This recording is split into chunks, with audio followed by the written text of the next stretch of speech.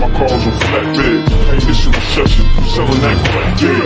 Niggas selling super sour and bionic glue, and got Superman powers when I'm stressed new. New Corvette looking like a transformer. No seatbelt screaming on my damn lawyer. Damn, I'm knee deep in the projects, and Hollywood ain't accepting no nigga from the project. New Corvette looking like a transformer.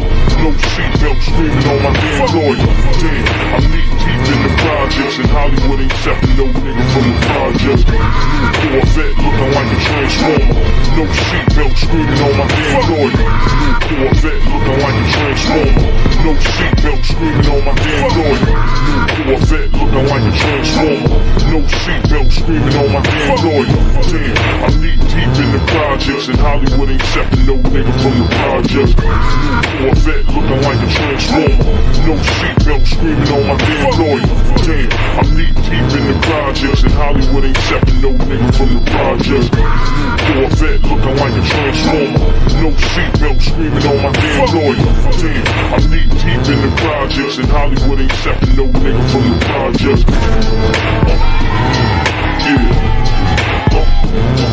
Yeah. John Dillinger shit. Corvette looking like a transformer. No seatbelt screaming on my damn lawyer. Damn, I'm knee deep in the projects, and Hollywood ain't accepting no nigga from the project. New Corvette looking like a transformer. No seatbelt screaming on my damn lawyer. Damn, I'm knee deep in the projects, and Hollywood ain't accepting no nigga from the project. Yeah. John Dillinger shit. Niggas in the hood wanna see my cars on flatbed. Hey, this is recession, selling that crack, yeah. Niggas selling super sour and bionic glue, and got Superman powers when I'm stressed new. New Corvette looking like a transformer. No seatbelt screaming on my damn lawyer. Damn, I'm knee deep in the projects, and Hollywood ain't accepting no nigga.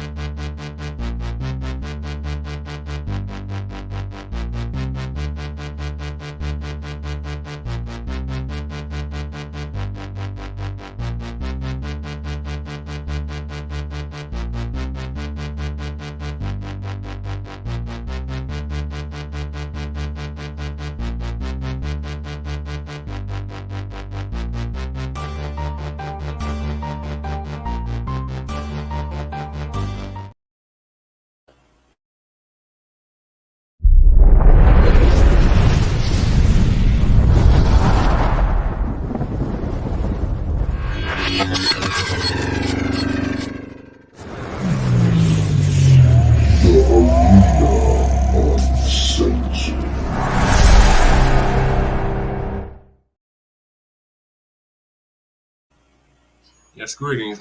Thank y'all for tuning in to another episode of Front Line Blacc News. I'm your host, Chan Crewman, and I'm joined with our West Coast correspondent, Shabaka Sankoria, Shabaka's Black Experience Enhanced, which I'm the co-executive producer of. Greetings, Shabaka, from the Mile High Income City.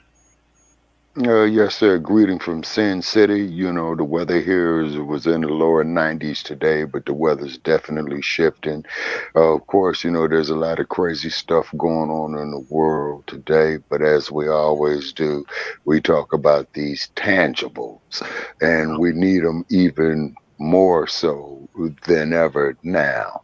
Okay, what are tangibles? Something that you could see, something that you can touch, something that you could utilize, something that you could build on, like land, capital, ideas, innovation, and getting our unhoused neighbors off of the street is because we're going to have more and more black unhoused neighbors due to what this migrant in fluctuation from Ohio and Biden. And once again, we're still waiting on you Biden supporters to call in on Tuesday night at 516-418-5996. Okay, we love our haters. We really do. You know, the Piankis, the Joe Gibsons, you know what I'm saying? What have you. So, gentlemen, yeah, keep spreading our name out there. No, I mean, we ain't Okay, and talking. you're saying drop the link. Yeah, too much drop the link. I don't even know who you are. Nah. Okay, SMH 369. Okay, but what he could do, SMH 369, you can call in Tuesday night, 6 p.m. in the West, 9 p.m. in the East, 516-418-5996. We'll be happy to have you. And then also, too, Brother Che, is looking more at this situation, man, that's happening over there, man, you know, in the Middle East. Now, you know, we're going to get the short end of that deal as well, too. Yeah. It's because I've been checking out material Oh, where a lot of the people. Oh, okay, E-Bizzle. I'll drop the link for you. Okay, that's our man Jay Dizzle? E-Bizzle. This is from Oh, okay, all right. And greetings to the brother, you know what I'm saying? And then also to Brother Che, letting the people know we will be moving our platform to Spreaker probably at the early part of next month, you know what I mean? It's because they shadow banding us, man. You know it, I know it, they know it, you know what I'm saying? We got a lot of haters there on Blog Talk. And then when you call in Tuesday night, please put all your hate mail in the chat room. It will be read and it will be dealt with. But we're reaching out to positive individuals right now because we got to have a positive to offset this negative shit that they got going on in the world today, particularly against our people. You see what I'm saying? Rather if you're here in the U.S., rather if you're on the continent, or rather if you're in the diaspora. They're not hating on us is because we are Moors. They're not hating on us because we are Hebrew Israelites. They're not hating on us is because we are diasporic Africans or Dominicans or Brazilians. They're hating on us is because they cannot be us. Okay, it's because, you know, we've had great sunshine out here for the last 6 months here in Las Vegas, Nevada, Sin City. Temperatures were well over 100 degrees. I didn't get no sunburn, not a lick. You know what I'm saying? And so now, as we all know, the desert goes from one extreme to the other. So, Shabaka. So I gotta get to the intro, but I need to introduce. Shalom to everybody. Shalom. Greetings, E-Bizzle. Thank you for tuning in to Front Line Blacc News, Season 3, Episode 29. Well, we'll be discussing several things. The first thing is Tangibles 2023 to Tangibles 2024. We're not letting up on them tangibles, Black family. We're going to continue to demand something tangible for our vote. So any politician that is seeking our vote, demand something tangible for your vote. So we're going to dive into that as usual. Jim Crow Biden sends $100 billion, wants to spend $100 billion of your taxpaying dollars to Israel, Ukraine, and Taiwan, and to the southern border. Where's no reparations for us from the Biden administration. Right. The Democratic Shrills. Hold on, E-Bizzle. I got to finish this intro. My bad. Democratic Shrills are desperate to keep Black people voting blue no matter who. Democrats in Louisiana took a major L. RFK Jr. is now in support of Cash Payment Reparations since switching from the Democratic Party to independent. Tyler Perry's building a new home for the 93-year-old great-grandmother, Josephine Baker. We talked about her on a previous episode about them wanting to steal her land and wanting to develop the land surrounding her property, the developers, the white developers. This next topic is in your neck of the woods, E-Bizzle. Chicago. Chicago residents filed restraining order against Mayor Brandon Johnson over Amundsen Park Fieldhouse. Here where I'm at currently in Aurora, we have the death of Elijah McClain, third Aurora police officer on trial. So they already tried the first two officers. They tried them. One of them was found guilty of manslaughter, and the other one they acquitted. So now they're the third officer that was involved in his murder is on trial. And then the Honorable Louis Farrakhan issues $5 billion lawsuit against the Anti-Defamation League. This is hot off the press. Sir. For calling him anti-Semitic for decades. Right. And last, certainly not least, guess what? People are still saying silly things about Cornel West again. So those are the topics for tonight. Thank you for joining us, E. Bizzle. What are your thoughts on Brandon Johnson? I want to get your thoughts on Brandon Johnson. What do you think of him? You know what? Call him. Can y'all hear me? Yes, we can hear you, E. Bizzle. Yeah. Okay. Shalom to everybody that's on the panel, to everybody that's out in the chat. Brandon Johnson, you know what? He's got a lot of problems on his hands because he got brought into a situation where you got a lot of different things, where you got the immigration problem in Chicago, where you got a lot of different things with the CPD. Yes, it's so many lawsuits on the CPD. It's a shame. It's a shame. Oh yeah, I believe it. It's a shame. So, I mean, he came into a lot of different things, but I think he's gonna be a one-term, mayor. Yeah. To be honest about it. Yeah.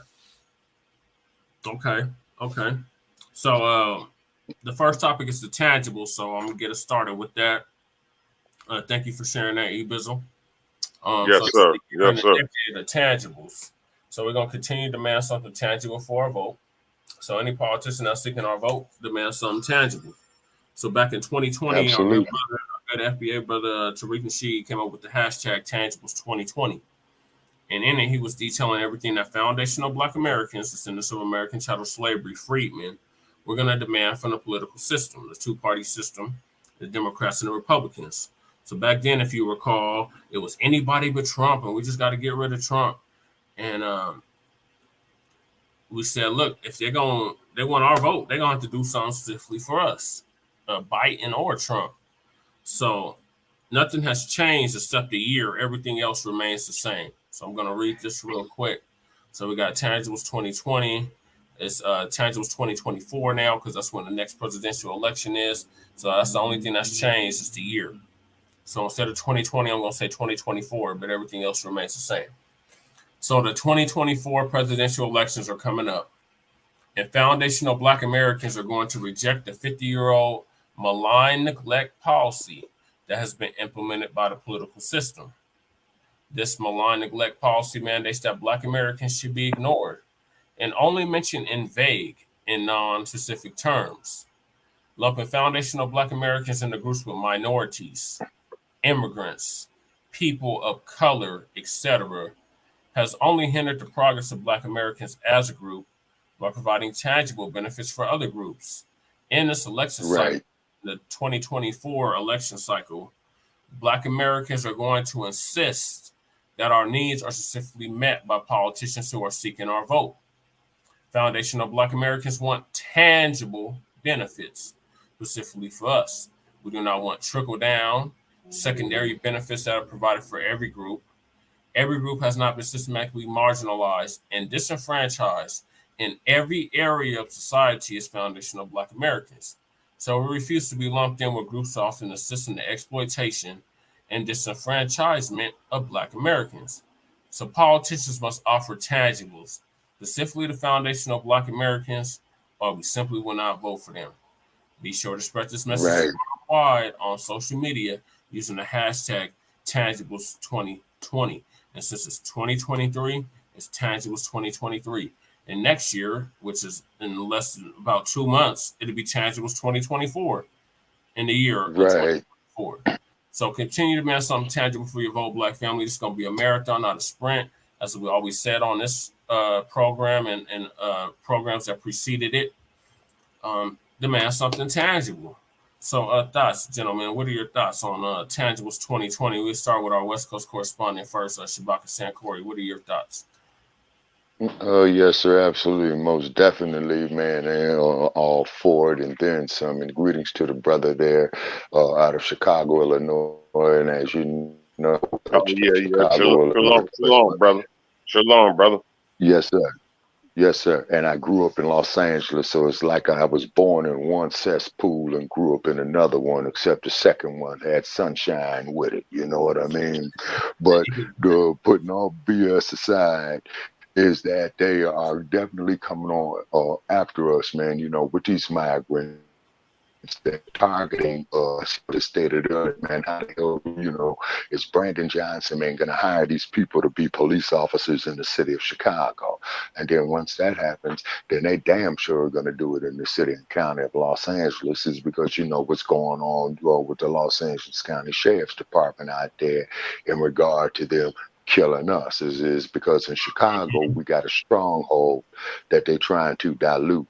We don't have a stronghold in Los Angeles. If the partial stronghold that we got in the whole state of California would be the place of the 57th anniversary of the Black Panther Party, which would be Oakland, California. And then of course, as you know, Colorado either. Exactly. But what we could do, man, is that we could network and build businesses. You see what I'm saying? To get some capital going into us, you know, just like let's look at what Eunice Johnson and John H. Johnson did, man, started in 1945, man. And correct me if I'm wrong there, brother, you know. Yep, Johnson. Yeah, from Chicago. Yeah, where they started off on the south side of 18th in Indiana. They started in a living room back in 1945. And then John H. Johnson's mother, Gertrude, borrowed $500 on her furniture to lend to her son. Then they come up, if I'm not mistaken, the Negro Digest. They came up, I believe, with Sepia. Then they came up with the Jet magazine. And I remember the Jet magazine as a kid. Used to like to look at the beauty of the week in it. Yeah. And then they had the Ebony magazine itself, which came out every month. But the Jet magazine came out, you know, and they did chronologize the civil rights and the Black empowerment era, man, from the time that Dr. King, man, had started the Montgomery bus boycott, all of the time, and when they had Huey Newton up there in Panthertown, man, you know what I'm saying? All the way to the time when Muhammad Ali had started his career, all the way to the time that he had transitioned and passed on, you see, man. But then when Eunice and John H. Johnson passed away, the daughter, Linda Johnson Rice, had sold it to Time magazine, man. You don't do shit like that. No, you don't do you that. See what I mean? Yeah, because you could best believe, man, that La Raza, as they call it in Los Angeles, which is a Spanish-speaking newspaper, man, they ain't gonna sell it to somebody else, man, and they keeping that stuff there for their own. Okay, right. Now the cold part, and what? And then the cold part is, folks, is that we want to mention, man, with all these immigrants coming in from the south of the border, you just have to remember the fact, man, in 1970, when they had the Ruben Salazar incident in East LA, they had set up a group called the Brown Berets that were patternized after the Black Panther Party, and they went out there, and I respected what they did when they went 26 miles off the coast of California and claimed Catalina Island, you know, and they had a standoff on it, you know what I mean? And then great, beautiful. And then Cesar Chavez and the migrant workers, man, were in California, man, making long marches. The Black Panther Party. They came here to Colorado and they linked up with Corky Gonzalez and his family, and they actually have a whole library named after him here in West Denver. Yes, sir. And what happened was everybody was boycotting Now, remember, family, that this was happening as a child. This is like 1968, 1969, 1970. But then, as you all know, man, in the early 90s, you had a lot of these immigrant and Latino gang members going into Compton and South Central and Watts. Wait, it was, Compton, going out there running black people out of their homes. I mean, literally home invading their homes. You know what I'm saying? In the 1980s, where these cartels would come up there on black family, man, just go in this house, level weapons at them, man, and run them out their homes. You know what I mean? So that was the work right there, man, for the crews. 2000s and the mid. Yes, sir. That's what I'm talking about. That's what I'm talking about. Yeah. Yeah, that's what I'm talking about. And then too, to the brother there from Chicago, brother, is that the little black girl, that had her face slashed by one of these immigrants, man. Yeah, and so yeah. I'm listening, bro. Yes, sir. So there's some work for the vice lords and the old rookins right there, brother. You know what I'm saying? Not disrespecting nobody's crew, but that's a mission right there. Little baby, man, getting her face slashed up there by these immigrants and what have you. And we busy killing each other over bullshit. And these other groups go out there and they see that, man, and they capitalizing off of that. What we got to do, ladies and gentlemen, is you see these 5 digits right here, we simply got to bring them together. You see what I'm saying? That's what we got to do, man, because it's us against everybody. You see what I mean? And then, of course, with this business going over there, man, overseas, man, with Hamas and the Israelis and what have you, the Biden. Yeah, now the Biden regime is up here talking about they're going to give billions of dollars to Israel, billions of dollars to Ukraine, you know what I'm saying? But then when it comes to the black community, they want to put corrupt, murderous police in the black community. And I'm talking about murdering police agencies such as the Los Angeles Police Department, such as the Chicago Police Department, such as the Memphis Police Department, such as the Denver Police Department, because I had a run-in with them. I told you about that, Brother Chat. Oh, yes, sir. You know what I'm saying? Yes, sir. You see what I mean? So it is up to us to take care of us. And then we got to sit up there and get our youth, our engineers, our scientists, and our technicians, man, to develop some of this AI to work in our advantage. Yes, sir. Hey, brother, not to cut your wisdom, brother. You know what's crazy? I was just telling my son, my son who's 25, I said, they'll sit up here and call you the N-word. I don't want to say it over the line. Yeah, they'll sit up here and call you the N-word, but we in the trades. Yes. We deal with the trades in Chicago. You know what I'm saying? And a lot of people, that's one of the problems. I would tell a lot of youth that's in our community, get into the trades. Get into the trades. That's how we built ourselves up. That's how I built my son up. Right. That's how I built my son up. But a lot of them, they'll call you an N-word. Yep. And they just got over here. Yeah, they just got over here. But yes, sir. The thing is, yes, sir. They on code. They on code. They on code. Racism, white supremacy. Everybody else is on code. We the only ones that's off code. So no, yes, sir. And you have to blame social media. Social media, not cutting you off, Brother Che, but you have to blame Hollywood, man. And you remember, Brother Che, when I went right down there, man, to their front door and told them about themselves. And if you still have that video, please share it, okay? And we got to control this music and this television industry, man, because see that there's a great, huge source of revenue for us to invest in other capital projects as well, too. See, we ain't got to go up here with this rap stuff, killing nigga, shooting nigga, and really I don't like saying the word, but just recently what happened out here in Las Vegas with Keefe D, okay, 27 years after he killed Tupac, man, I'm talking about, man, you guys is going back and forth with that bullshit, man, is when you should have been building them. he was just in the car when it happened. So we don't know if it was his nephew that pulled the trigger or if it was him. But he was in the car when Orlando Simpson, the alleged killer Right. of Tupac, pulled the trigger. Right, and the trial is going. You know what I wanted to ask y'all. You know what I wanted to ask a lot of brothers. I don't want to put it online. I don't want to put it online like that. But do y'all think that he did it or not? Who, Keefe D? I don't. Yeah, Keefe D. Yeah, because they blaming Keefe D for it. You know what I'm saying? And I don't know, man. It's a lot of BS behind that, bro. Yeah, I think it was Orlando. Oh yes, sir, it is. Yeah. Oh yes. We lost Shabaka. He'll be back. But yeah, Ibizo, I think it was Orlando, his nephew, that did it. Yeah. I just think it's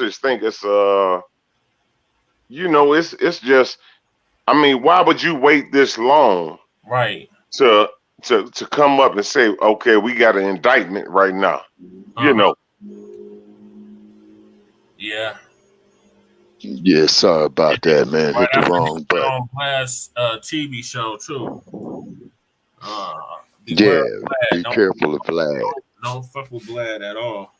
But yeah, just like you told me, man, you know, about TMZ when I was out there on Hollywood Boulevard, brother Che. Ibizo, know your thoughts on the tangibles, though. What are your thoughts on tangibles 2023, tangibles 2024? What you mean? What you mean? So what I just read, the tangibles, what we're demanding from the two-party system for our votes. I mean, for our votes, I mean, us as black folks, I mean, we gonna have to sit up here and we gonna have to make up our mind. Mm-hmm. You know, are we gonna deal with the Democratic Party or are we gonna deal with the Republican Party? Mm-hmm. And one thing about it, the Democrats, they have ran us down into the dirt. Yeah, that's why you see right now in Chicago, the Democrats they ran us down. So I mean, we got to make a move, and that's gonna be real walkie-talkie. Right. So do you see us sitting it out in 2024, or you think still a large number of our people are still gonna vote for the Democrats? I think a lot of our people they changing over to the Republican Party, Republicans, brother. Okay. And then a lot of them are going independent too. And then keep in mind is that, you know, I'm sure the brother agreed with me, man, is because you had a democratic political machine in Chicago. It's because I have loved ones that, you know, devout Democrats, vote Democrat, vote Democrat. Okay. And then, of course, when Obama became the president, you know, who was a senator from Illinois, you know, who started his activism when he graduated from college in Chicago, man, now look what he did for us. And I just find it very, very ironic when he was the president, man, as when these police killings had started, like with the situation with Mike Brown, just like then there's a situation there with little Tamir Rice. It seemed to me with him being a black man, being the president, he was supposed to call the FBI in there and said, hey, man, check this out. Throw everything off your desk and make sure these bastards who's killing my people get convicted. No, but what do we hear? A bunch of, oh, man, well, we're all the same, and this, that, that, the other. Another brother gets killed. Then they start killing the women like they did Corrine Gaines and Sandra Bland. And then, of course, like I told you about the Eula Love case, you know what I'm saying?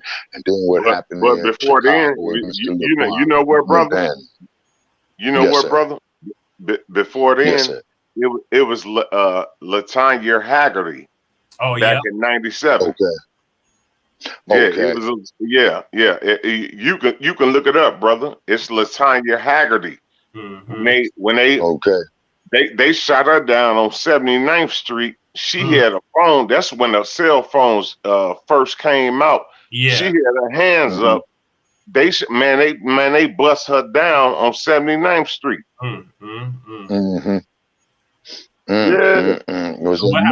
that Michigan Avenue, Halsted? Did the officers ever get charged? Right off Halsted. Yeah, right off Halsted. Oh wow. Okay, I'm familiar with Halsted Avenue. Yeah, Yeah, yeah, yeah, I'm right off familiar with Halsted 79. Avenue Yeah, yeah. Look it up. Look, on the look, south it's, side. Latanya Haggerty. Look it up. Right. She had her hands up. She put her hands up. But one of the female cops, they never said her name. They covered her name up. I don't know. She had some lawyers. They covered her name up in the court. They would never say her name. But Mm. yeah, she Right. shot her She was down, bro. 26. Yep. It Yeah, says she shot her down, bro. she was fatally shot June 4th, 1999, by Officer Wow.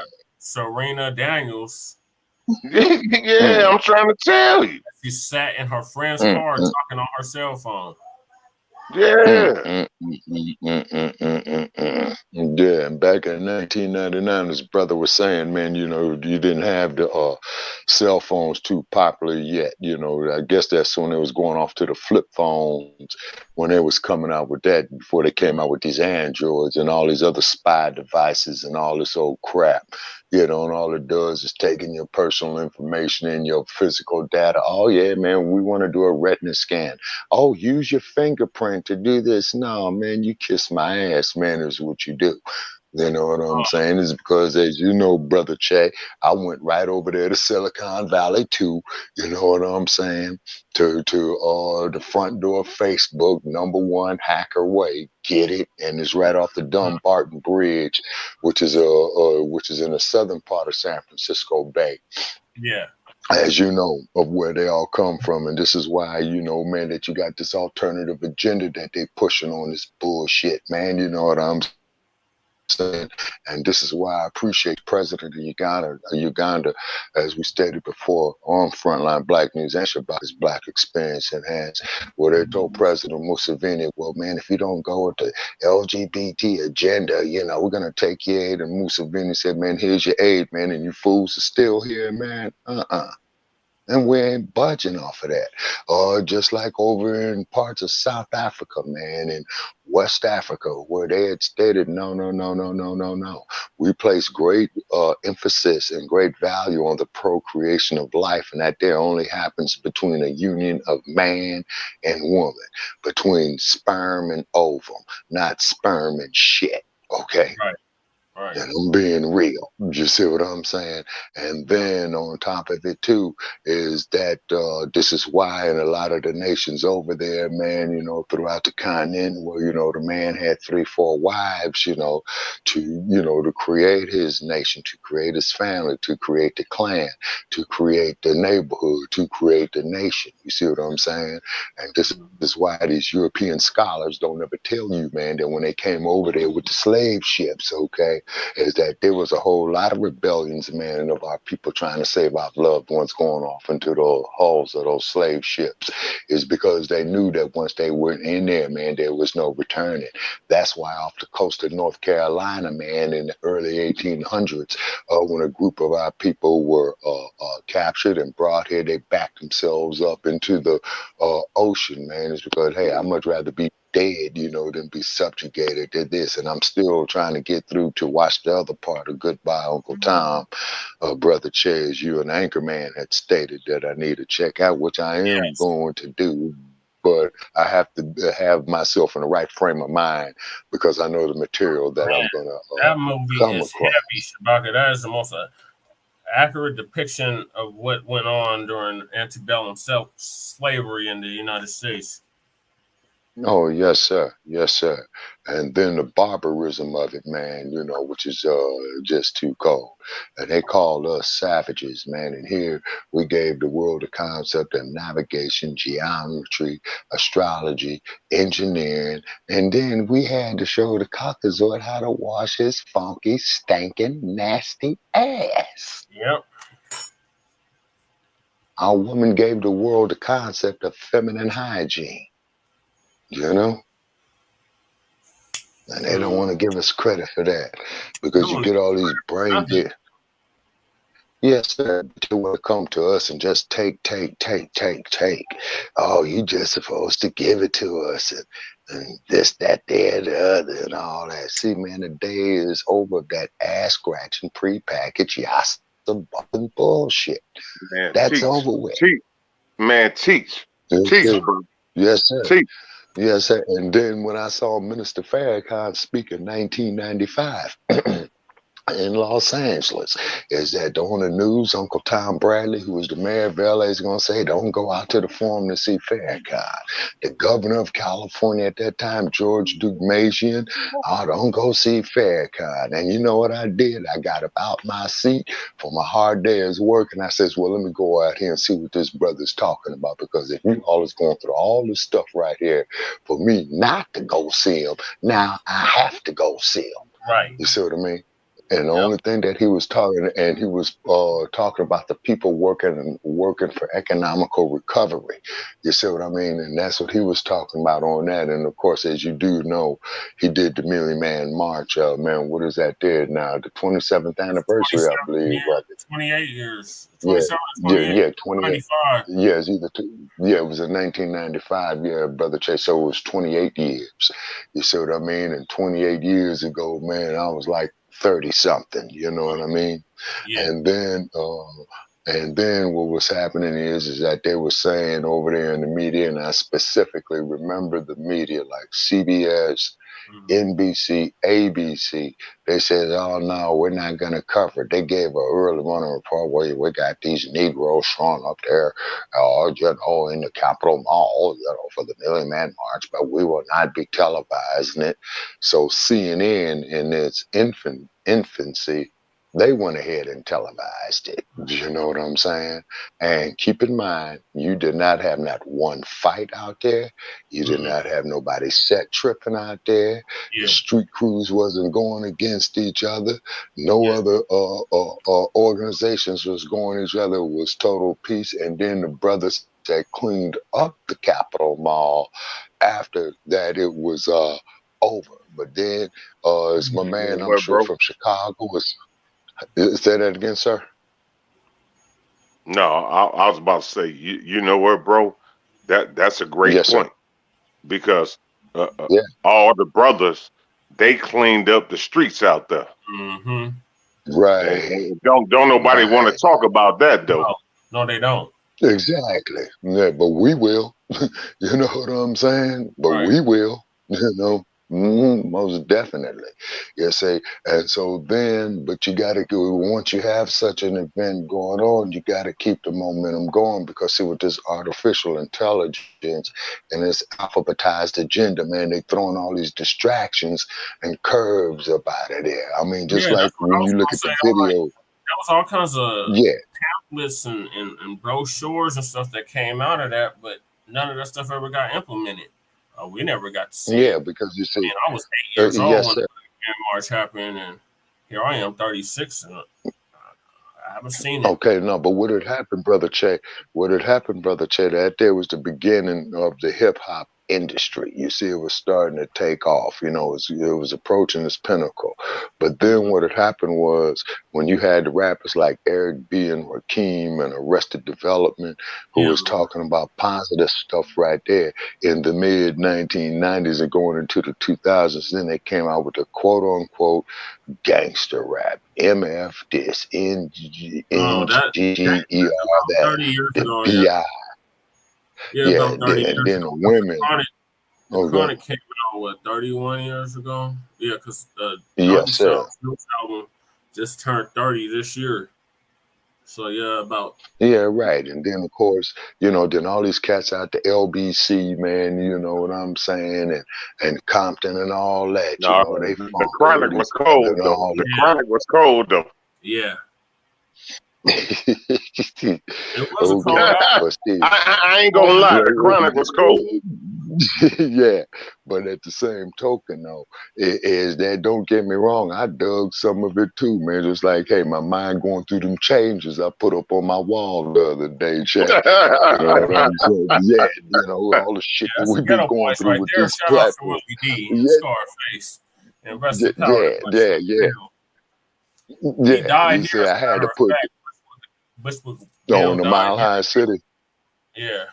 Oh man, well, condolences to the family, But what it is now, you remember when Dionne Warwick had went to Snoop Dogg, and about four of the other rappers and says, "Hey, come out here to my mansion up here in the Hollywood Hills." You know what I mean? And they went there and they saw her about 7 o'clock in the morning, and she came out, and I'm quite sure she had her security with her. You know what I'm saying?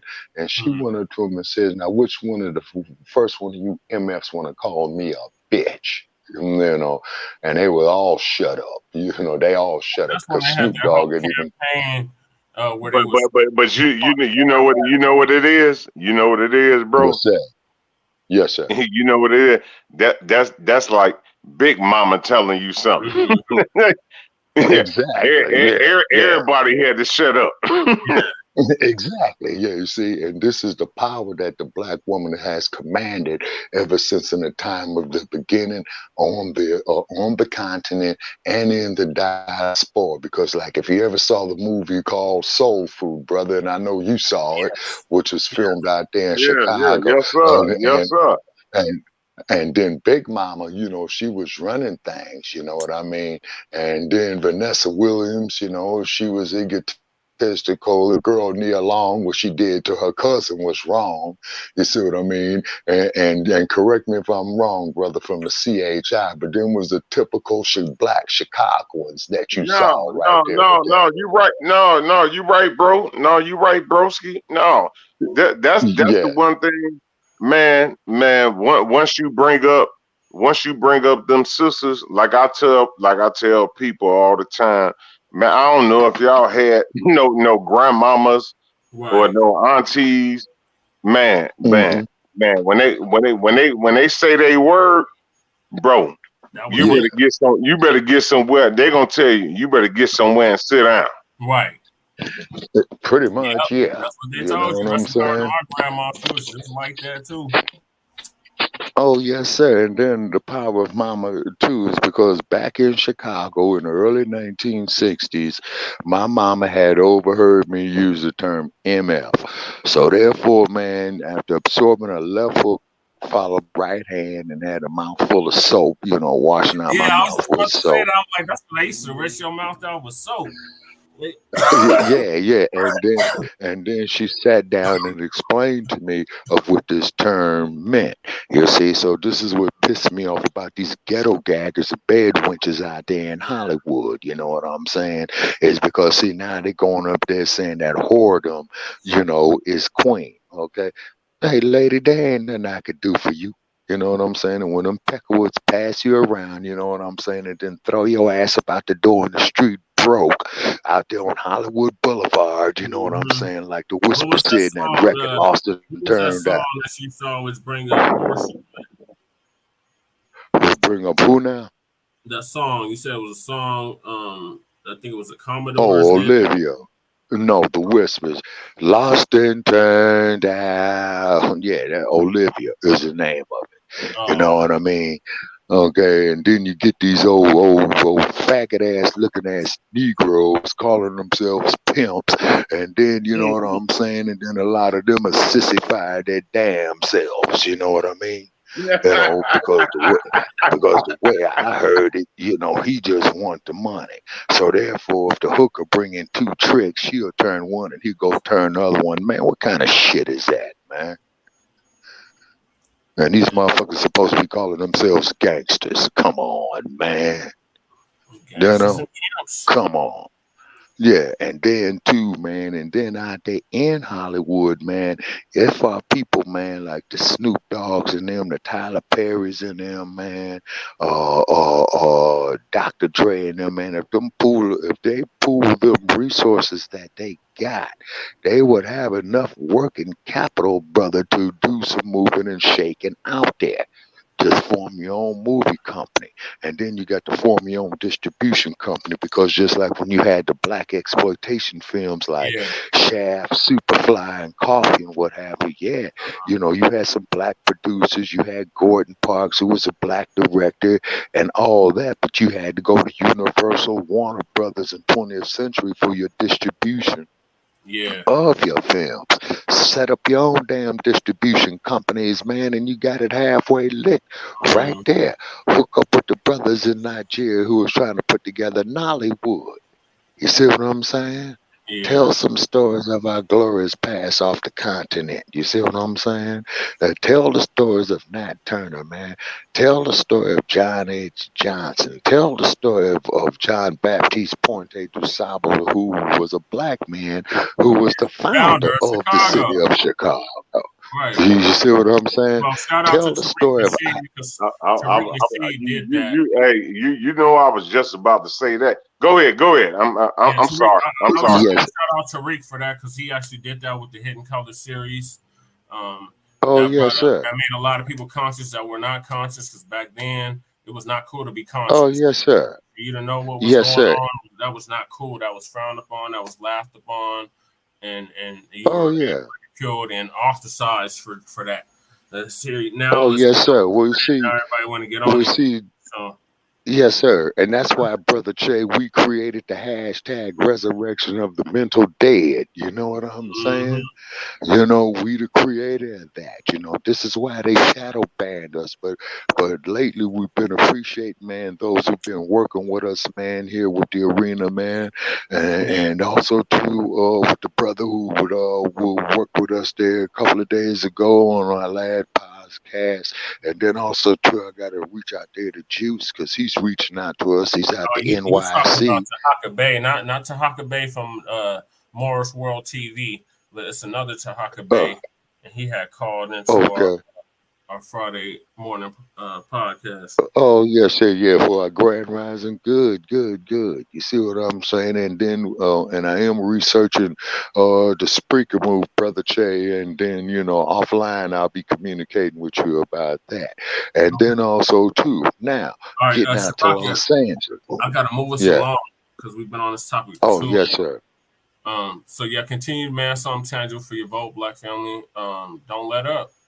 Keep applying that pressure on these politricians' neck. I don't care what they look like. Oh, absolutely. Man, something tangible for your vote. The days are over. Oh, yeah, and definitely. To be voting. The days are over of us being fear-mongered into voting.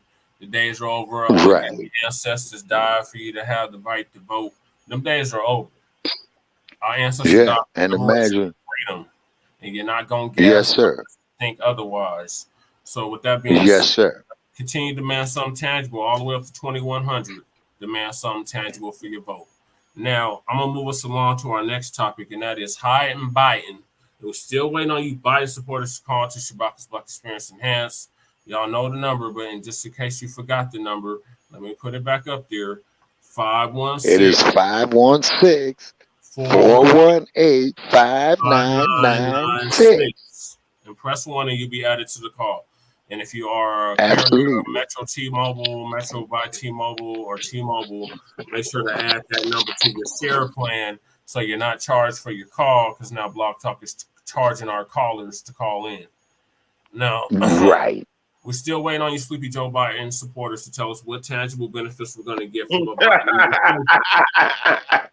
Nigga say Sleepy Joe Biden. Oh, yeah, man. 2020, we was told endlessly that anybody but Trump, we just got to get Trump out. Oh, Trump is just so bad. He's just the boogeyman. Oh, he's the Klan and all this. And it's like, well, hiding Biden ain't no better. In fact, hiding Biden is actually worse because hiding Biden, the whole time he was senator of Delaware, the first colony, he passed none but legislation that harmed us. He said literally every crime bill that was started in the 70s until now was Biden's bill. Right. Now, we tried to warn y'all about Biden on our previous platforms, such as Mile High News, Black Dots and Theory, that preceded or came around that time. And y'all didn't listen, so y'all got Biden's remorse now. So your boy, Sleepy Joe Biden, wants to send your taxpayer dollars overseas for another war. And then more funding for our already gone war that's been going on for the past year. But they say, but it's really longer than that. It's been going on since 2014, what's going on in Ukraine. And they want to send money over there. They want to send money to Taiwan because China's like, look, any day we can cash in our chips. And China's part of BRICS, so BRICS is supposed to go into effect Right. next year. And ain't nobody talking about that. They're just like the U.S. dollar is Yeah, not yeah, going it's going to sit outside the United States. man, US dollar. Man, the US dollar, sir, you're not even gonna be able to wipe your I went ass into with it, man. Walmart It's the gonna other be day, that fellas, and worthless. I was blown away at the prices and stuff. I was just like, really? Is this really this much? Yeah, damn, Skippy, I'm jacking this shit. But that's a whole nother story for a whole nother time. So, Sleepy Joe Biden wants to send your taxpaying dollars to these foreign nations for these foreign wars that have nothing to do with us. Right, Are literally beating the drum on reparations. Like, look, you need to come correct. right. So much so that the independent candidates that's running for president are now all of a sudden in favor of cash direct payments to Foundation of Black Americans. So that definitely tells us, Wow. I but wonder why. because the new black media been on their ass for 15 years Exactly. and they don't know what Yes, to do. sir. We're controlling the narrative now. The new black media, the Exactly. producers of the new black media, we are controlling the narrative, and they don't like that. So Yes, sir. shout out to And we're gonna all stay of our in it. content creators. The one here is Yep. Lisa. Shout out to Lisa. If you haven't liked and subscribed to her channel, you definitely should. But she's gonna give us a rundown on Biden pledging 106 billion for Israel, Ukraine, and the U.S. southern border. And what's not mentioned in this title is Taiwan as well. Mm-hmm. Yeah, even so really like they're not hearing us or they're hearing us. That malign neglect ain't. It's more like belligerent neglect. They purposely go out of their way to neglect us. Ladies and gentlemen, Joe Biden wants the nation to know he's got more money to throw away. Let's get to the story. So, the White House, they're going to put together $106 billion for Israel, Ukraine, and the U.S.-Mexico border. I tell you, the pockets are deep. They are deep. President Biden told the U.S. citizens that everybody but us. He intends on working and he wants Americans to back democracies that found them under attack. On Friday, his budget office put a price tag on what he's asking lawmakers for. $106 billion in funding for Ukraine, Israel, countering China, and the U.S. border. So that's the Taiwan part. Wow. Fate of the request rests in the hands of Congress. You know, they're going to pass this. You know, as long as it's for anybody except for us, they are certain it will pass. Where the Republican-led House of Representatives is currently without a speaker, making it impossible or at least extremely difficult for any funding package to move forward. They'll somehow get this through. They will. This will be a bipartisan. On top of those logistics, many House Republicans want to rein in government spending, especially for foreign aid and conflicts. That's the only thing y'all seem to like to pay for. You be diving on them opportunities to give aid for anything violent going on in the world. Y'all really into that. So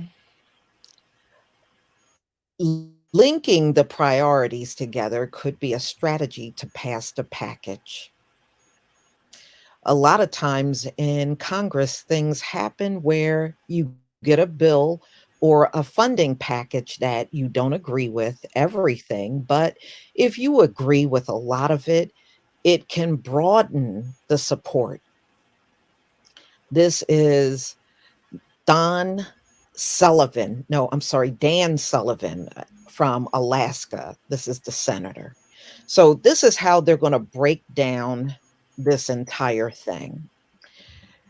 $61.4 billion will go to Ukraine to fight against Russia, now in its 20th month with no end in sight. Y'all remember in the beginning they were talking, oh, this is doing great, last about 2 weeks and it'll be over. Right. Yeah. So much for your predictions. Congress approved more than $112 billion in aid for Ukraine in 2022. But the White House has said the money has almost ran out. No, it won't. They'll find some kind of way to continue to keep the money going. Israel will get $14.3 billion, and Tel Aviv, Biden, if y'all remember, just this past weekend, I believe, well, just a few days ago, Biden was in Israel. He promised an unprecedented package of aid to support Israel after the Hamas attacks on October 7th. Okay, set on Arena. So that's how much they're getting, 14.3 billion. And this includes humanitarian aid, which is $9.15 billion for Israel, Gaza, and Ukraine.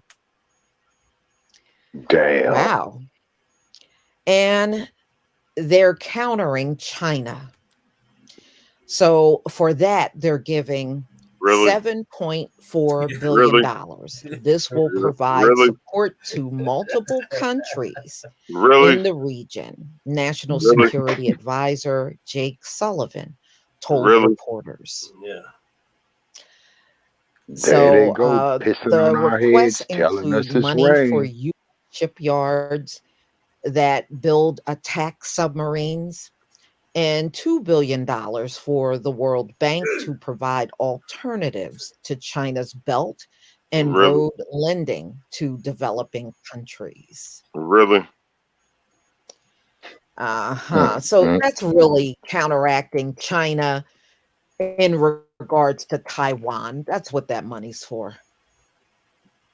So anyway, and last but not least, $13.6 billion earlier this year, the White House was asking for $4 billion to deal with fentanyl trafficking, provided it will help migrants at the southern U.S. border.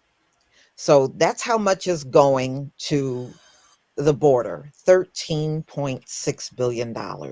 This new request is broader and includes money for detention facilities, border agents, asylum officers, and state and local governments struggling to provide services to migrants.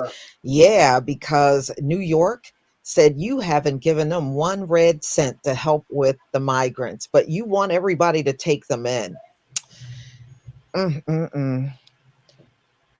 So y'all, that's the money they're going to throw away. And, you know, and like I said, if you go to him and say reparations, they don't have a dime. See, this is why you should never let them get away with telling you they don't have any money, especially when you see stories like this that comes out and shows over and over again, America got a bottomless pit of money. And they will go to Satan himself in hell before they give one dime towards reparations. Please leave your comment and subscribe. Don't forget to hit on the notification bell, and I'll see you on the next video. Peace. And also too, Miss Cabrera, if you are hearing us, If we can get any word, we would love to have Miss Cabrera on Shabaka's Black Experience Enhanced as well too.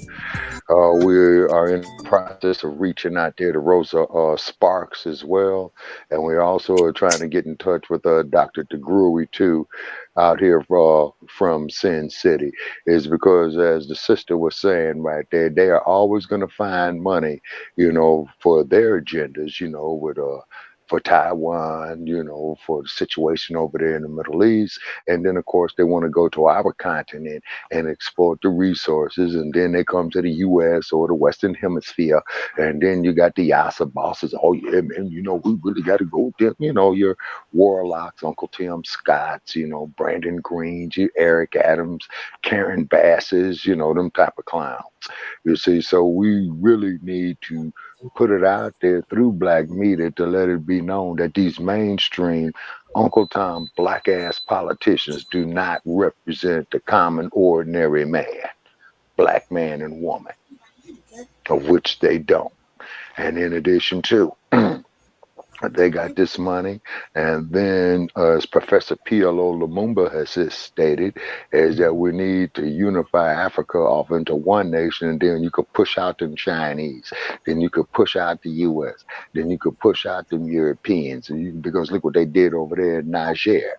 They see the French talking about, oh yeah, we're coming over there, we're going to do this, that, there, the other, and the people from Nigeria said, yeah, man, bring your ass over here, man, we got something for you.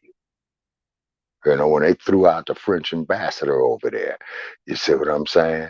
Say, and what the nations need to do on the continent is that unified, as Professor P.L.O. Lumumba said, man, and push them all out of there. The Chinese, the U.S., the Israelis, the Europeans, you know what I mean? Remember the Berlin Conference of 1886. How is Leopold a savage? The King of England a savage? Or the head of state of France, another savage? And Spain and Germany, how are they going to sit up there and have a conference in Berlin in 1885 talking about that? They're going to split up the continent of Africa amongst themselves. How are they going to, just the audacity of that. And then they have these neo-colonialists over there that sit up there and go with this bullshit. You see what I'm saying? And may the spirit of Robert Mugabe rest in power.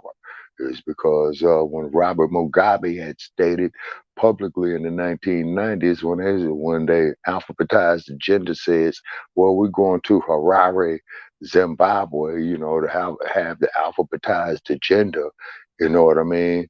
And the president of Zimbabwe at the time, when he was alive, Robert Mugabe, says, no, you're not. You're not having that shit here. And then, they're going to try to get world opinion against Mr. Mugabe. And Mr. Mugabe has said, look, man, check this out.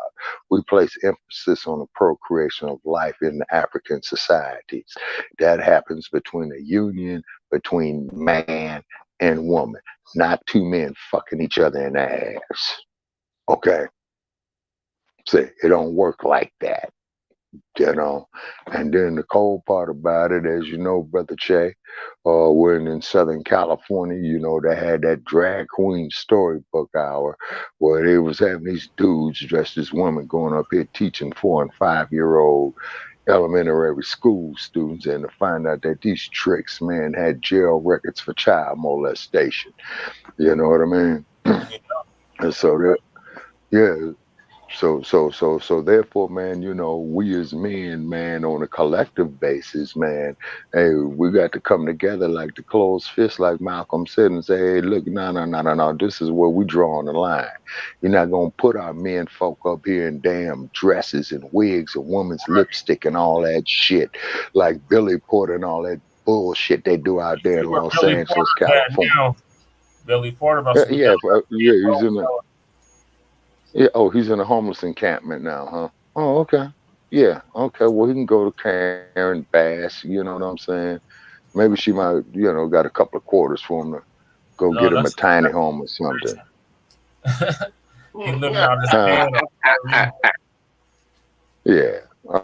Grown ass man with a beard going to Hollywood talking about wearing a dress. Well, uh, I've been like this, and we are the man. Stand up and be a damn man. Go get some pussy, man. You know what I'm saying? You might find out you like it. And I don't mean no disrespect to the ladies who might be listening to us, man. But I'm just telling the real, man. I mean, that shit is Like it's ridiculous, brother is. Chet. Yep. Yeah. That's what our West Coast Okay. correspondent does. Yeah. All right.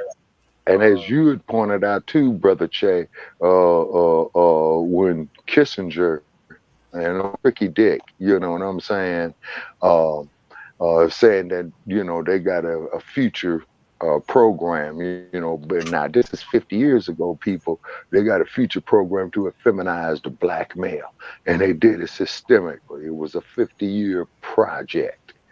You see, Yeah, just like 1973. yes, sir, and then. Yes, sir. It was because what was happening is, man, is that the damn police department, man, got tired of these brothers being organized, man, exercising their Second Amendment rights. Then what happened, man? Then you had the street factions coming in there, man, then they supplied the what to decimate the community from Los Angeles to New York to Oakland to Chicago, Detroit, Cleveland, and what have you. Then they start showing imagery. Well, I'm Mr. Big Ball and all this, that, there, the other. You know what I'm saying? Then the hatred of self comes along. Oh man, we go kill them niggas and all that. But at the same token, you talking about sitting up here loving these damn straight hairs, man. What kind of shit is that, brother? I mean, just where the people of the civil rights movement, man, and the black empowerment era, you know what I'm saying, would turn over in their graves, man, is to say, wait a minute, I went up here and got hit with fire hoses and got beat upside the head with nightsticks and had shootouts with these law enforcement agencies for our men folk to come out here and wear dresses. And I tell you who would be very vehemently against that, man, would be Dr. King. It would be Dr. King. Because, Dr. King went out there to Marquette Park, and correct me if I'm wrong, brother, isn't that where in 1967 near Chicago, in Marquette Park, where Dr. King went out there and got hit in the head with a brick, and he said, out of all the years of me living in the South, this is the most racist place. Can I speak on that? Please. Yes, sir. Yeah. Dr. King, he said, it's been no other city in the United States that he never seen hatred like Chicago. It's been no city like Chicago. The South Side of Chicago has been the most hated. When you hello.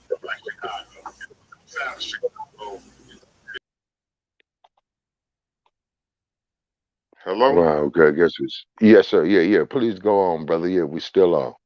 Okay.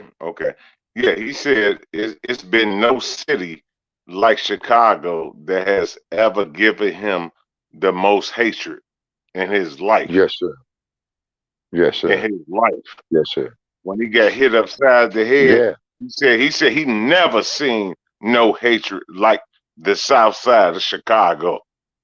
Yes, sir. You know what I'm saying? Without a doubt. Yeah, you know yeah. Man. These white folks, man. These white folks. I've been telling my son them for years. Man, these white folks, they, you know how much hatred they had when Muhammad Ali was when Muhammad Ali was out here. When Dr. Martin Luther King was out here. You heard? Yes, sir. Man, it wasn't no hatred like the South Side of Chicago. Yes, sir. I'll let y'all talk. Oh no, man. Yeah, it's all good. Okay, so I guess Brother Che is having some technical difficulties. He'll be with us. We still up and on, but also too. Now another thing though too, brother.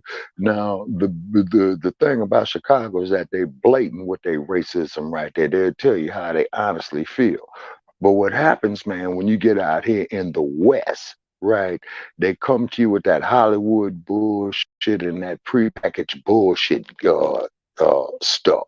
I mean, when you look at the O.J. Simpson case, man, okay, of how they're gonna dramatize this shit. You know, O.J. was beating a white girl, this, that, there, the other. O.J. did that, and then the most sickening and the most stupidest All shit, right, we're man, back. that you ever saw. Yes, sir. And I was letting brother know out of the Thanks shy, for man. holding You it know down. about the I was O.J. listening. I was listening on the tablet, so I appreciate y'all keeping it going. Oh yes, sir. And then too, but let me say this here, you know, and then with the O.J. Simpson case, is that when O.J. was up there on the freeway, man, oh, I'm gonna go blow my brains out, oh, with Nicole and all this, oh, I just can't take it, you know, man. I mean, brother, this shit was straight off of a soap opera. And then, man, when we had the rebellion in 1992.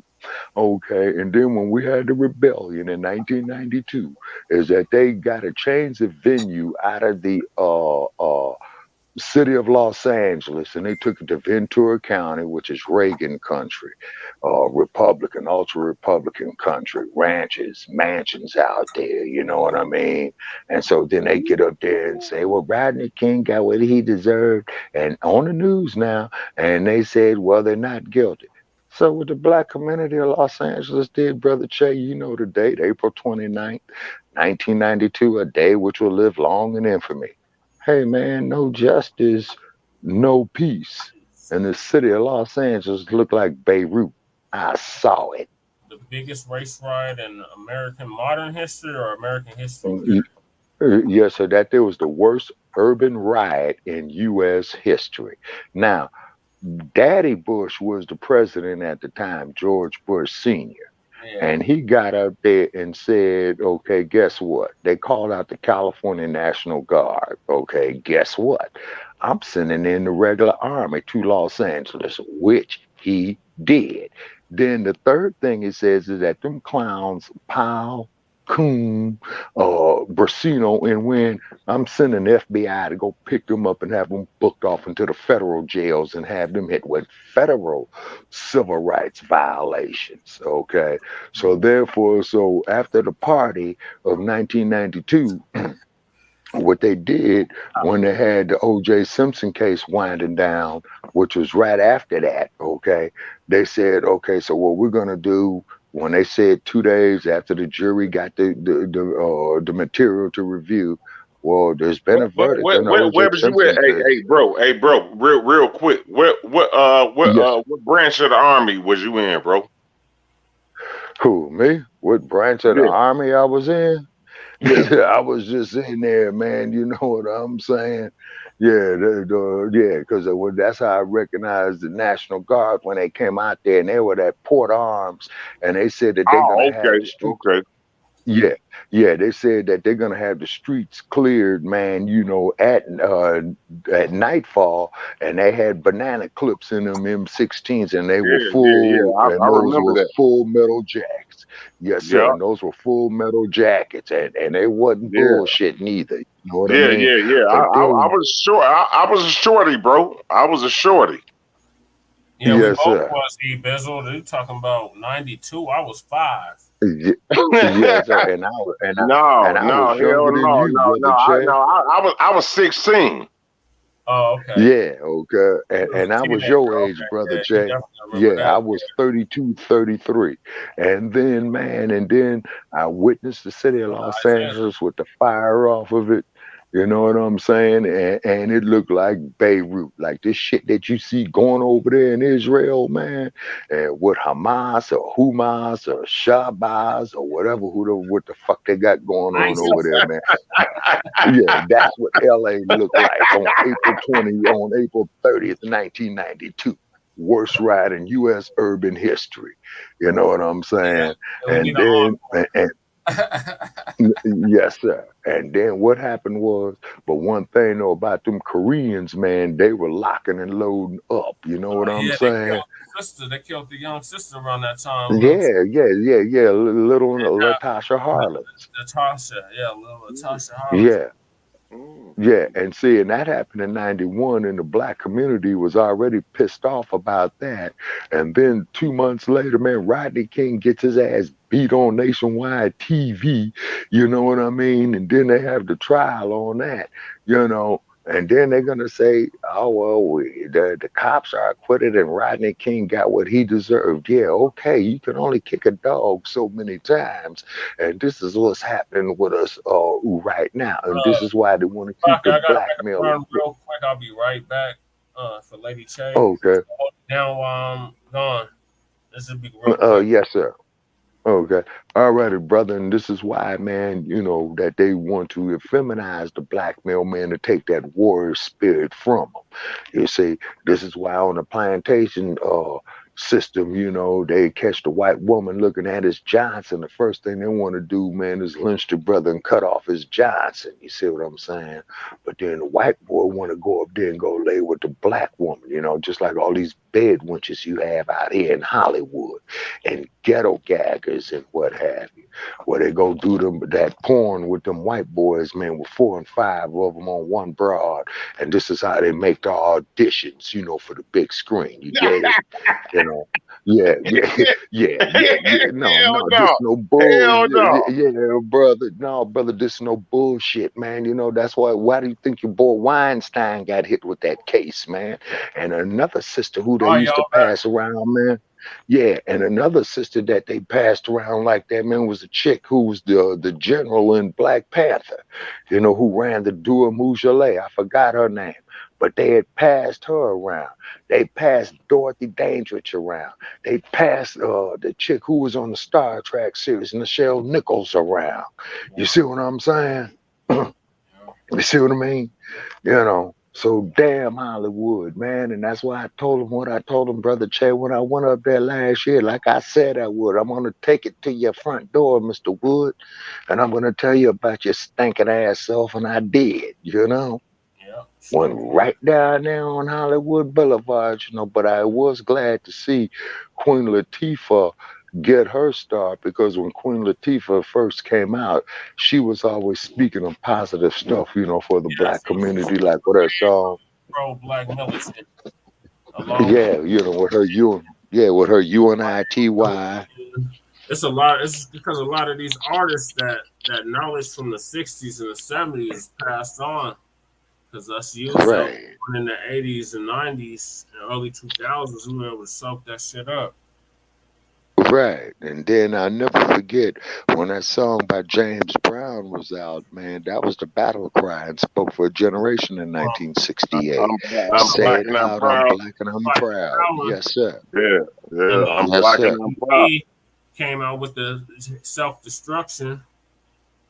Yes, sir. That did came out with your disco era. You know what I'm saying? The yes, sir. Yeah, go ahead, brother. No, I'm sorry. No, you know what was cold? No, but go.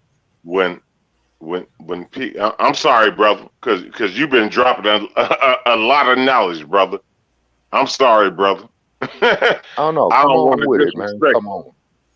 Okay, man. You know who was cold, and I know a lot of people on here.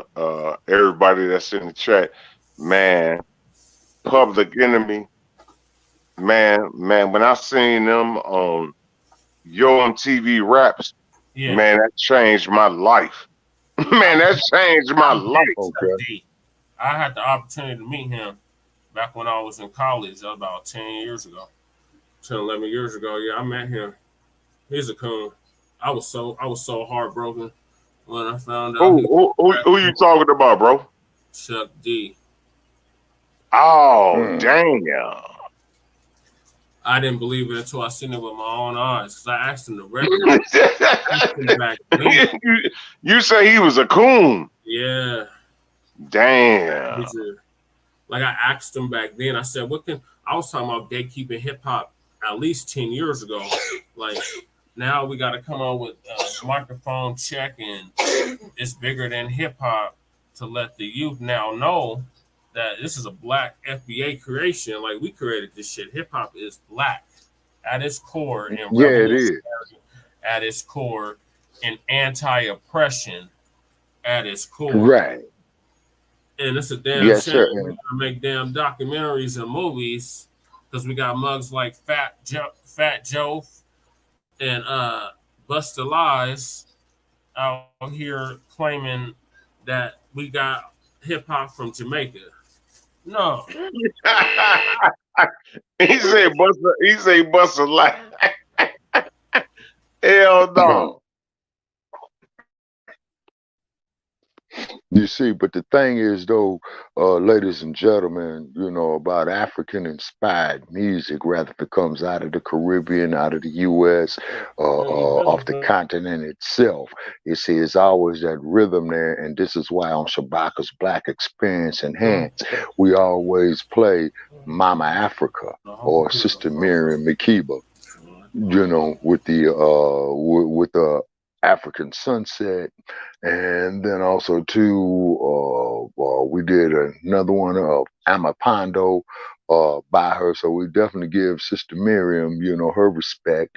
And of course, as we all know, that she was once married, to Brother Kwame Ture and Hugh Masekela, who played the trumpet on a lot of her hits there in the early 70s. I mean, in the mid 60s and 70s. But another song that our people need to get back into, and I would love to hear somebody redo it again. It's a song by Hugh Masekela called "The Healing Song." You know what I'm saying? It's cold. Hugh Masekela was cold, because him and Sister Miriam, were out of Azania. I don't call it South Africa. The real name of it is Azania, you see. And then like this scrub that who owns the Tweety Bird over there in Boys Town off of 10th and Market Street, Elon Musk, they try to say that he's an African American. And that, folks, is a downright insult to my intelligence. You know what I mean, brother? Go ahead, read, okay, read, brother. Read, Yeah, go. Yeah, read, go bro. on and drop knowledge. Yeah, go on and Read. Oh, okay. Read. Yeah. Greetings. Go ahead, E Bizzle. Thank y'all for Man, you know what? All y'all brothers dropping knowledge, all the sisters that's in the panel. I ain't trying to overtalk none of y'all, but it's real walkie-talkie. Man, all y'all bringing out knowledge. Man, I love the conversation. That's what I love the conversation. Frontline campaign, Frontline Black News. This is intelligent black media. You gotta actually have to read something to deal with us, and you gotta have some kind of record. They gotta be tracking us down to come mess with us. Oh yeah, because we've been on a radar quite a while now, and we don't care. Oh yes, sir. Shadow ban us. We still gonna keep blowing up. Most definitely, yes, sir. And we appreciate all our hate mail. You know what I'm saying? We love our hateful comments, man, in our chat rooms. We really do.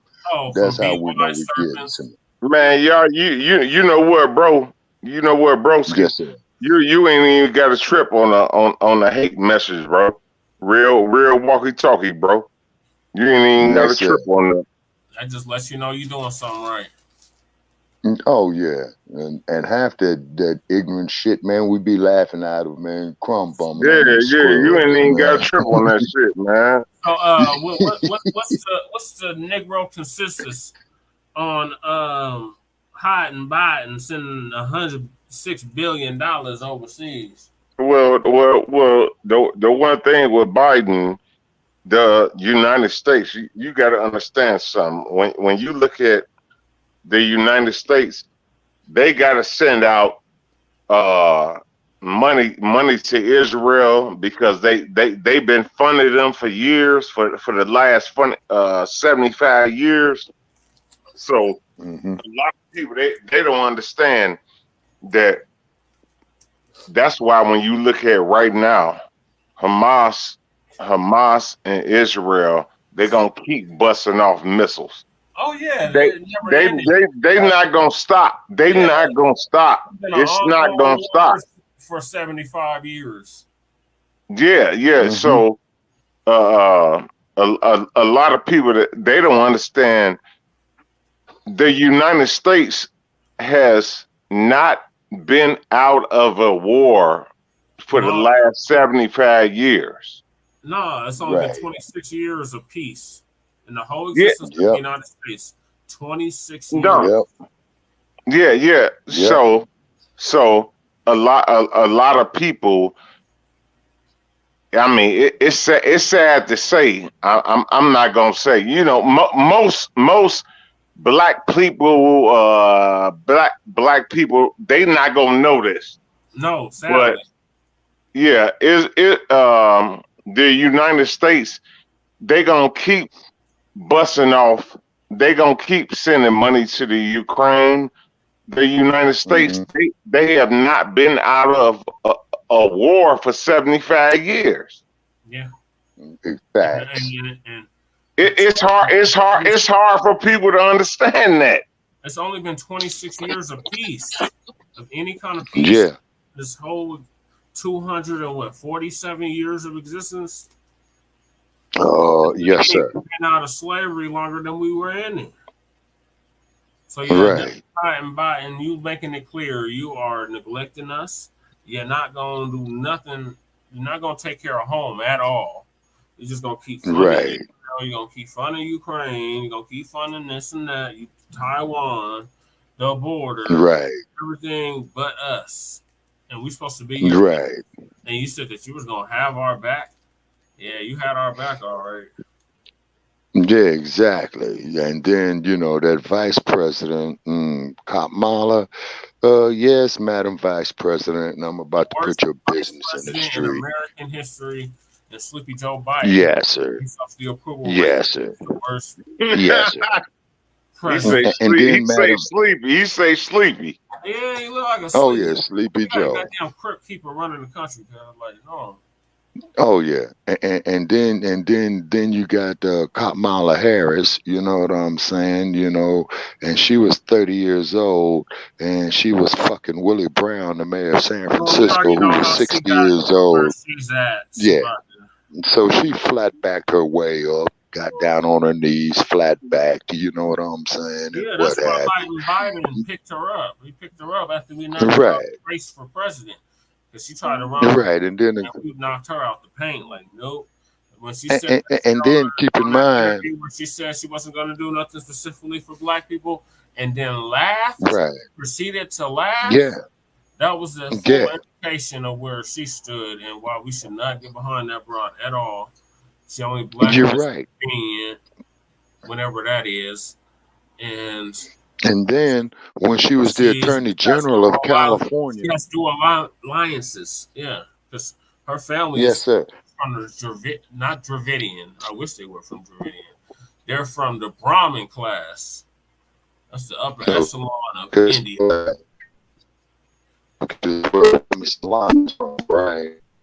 Right, and she identified as South Asian. She don't identify as Jamaican, even though her daddy was Jamaican Cooley. And Willie Brown, who was the former mayor of San Francisco, you know what I'm saying? You know, he's in black California politics out of Frisco. He was fucking her. He was 60, she was 30. You know what I'm saying? And then his wife found out and broke his ass and divorced him for adultery, and rightfully so.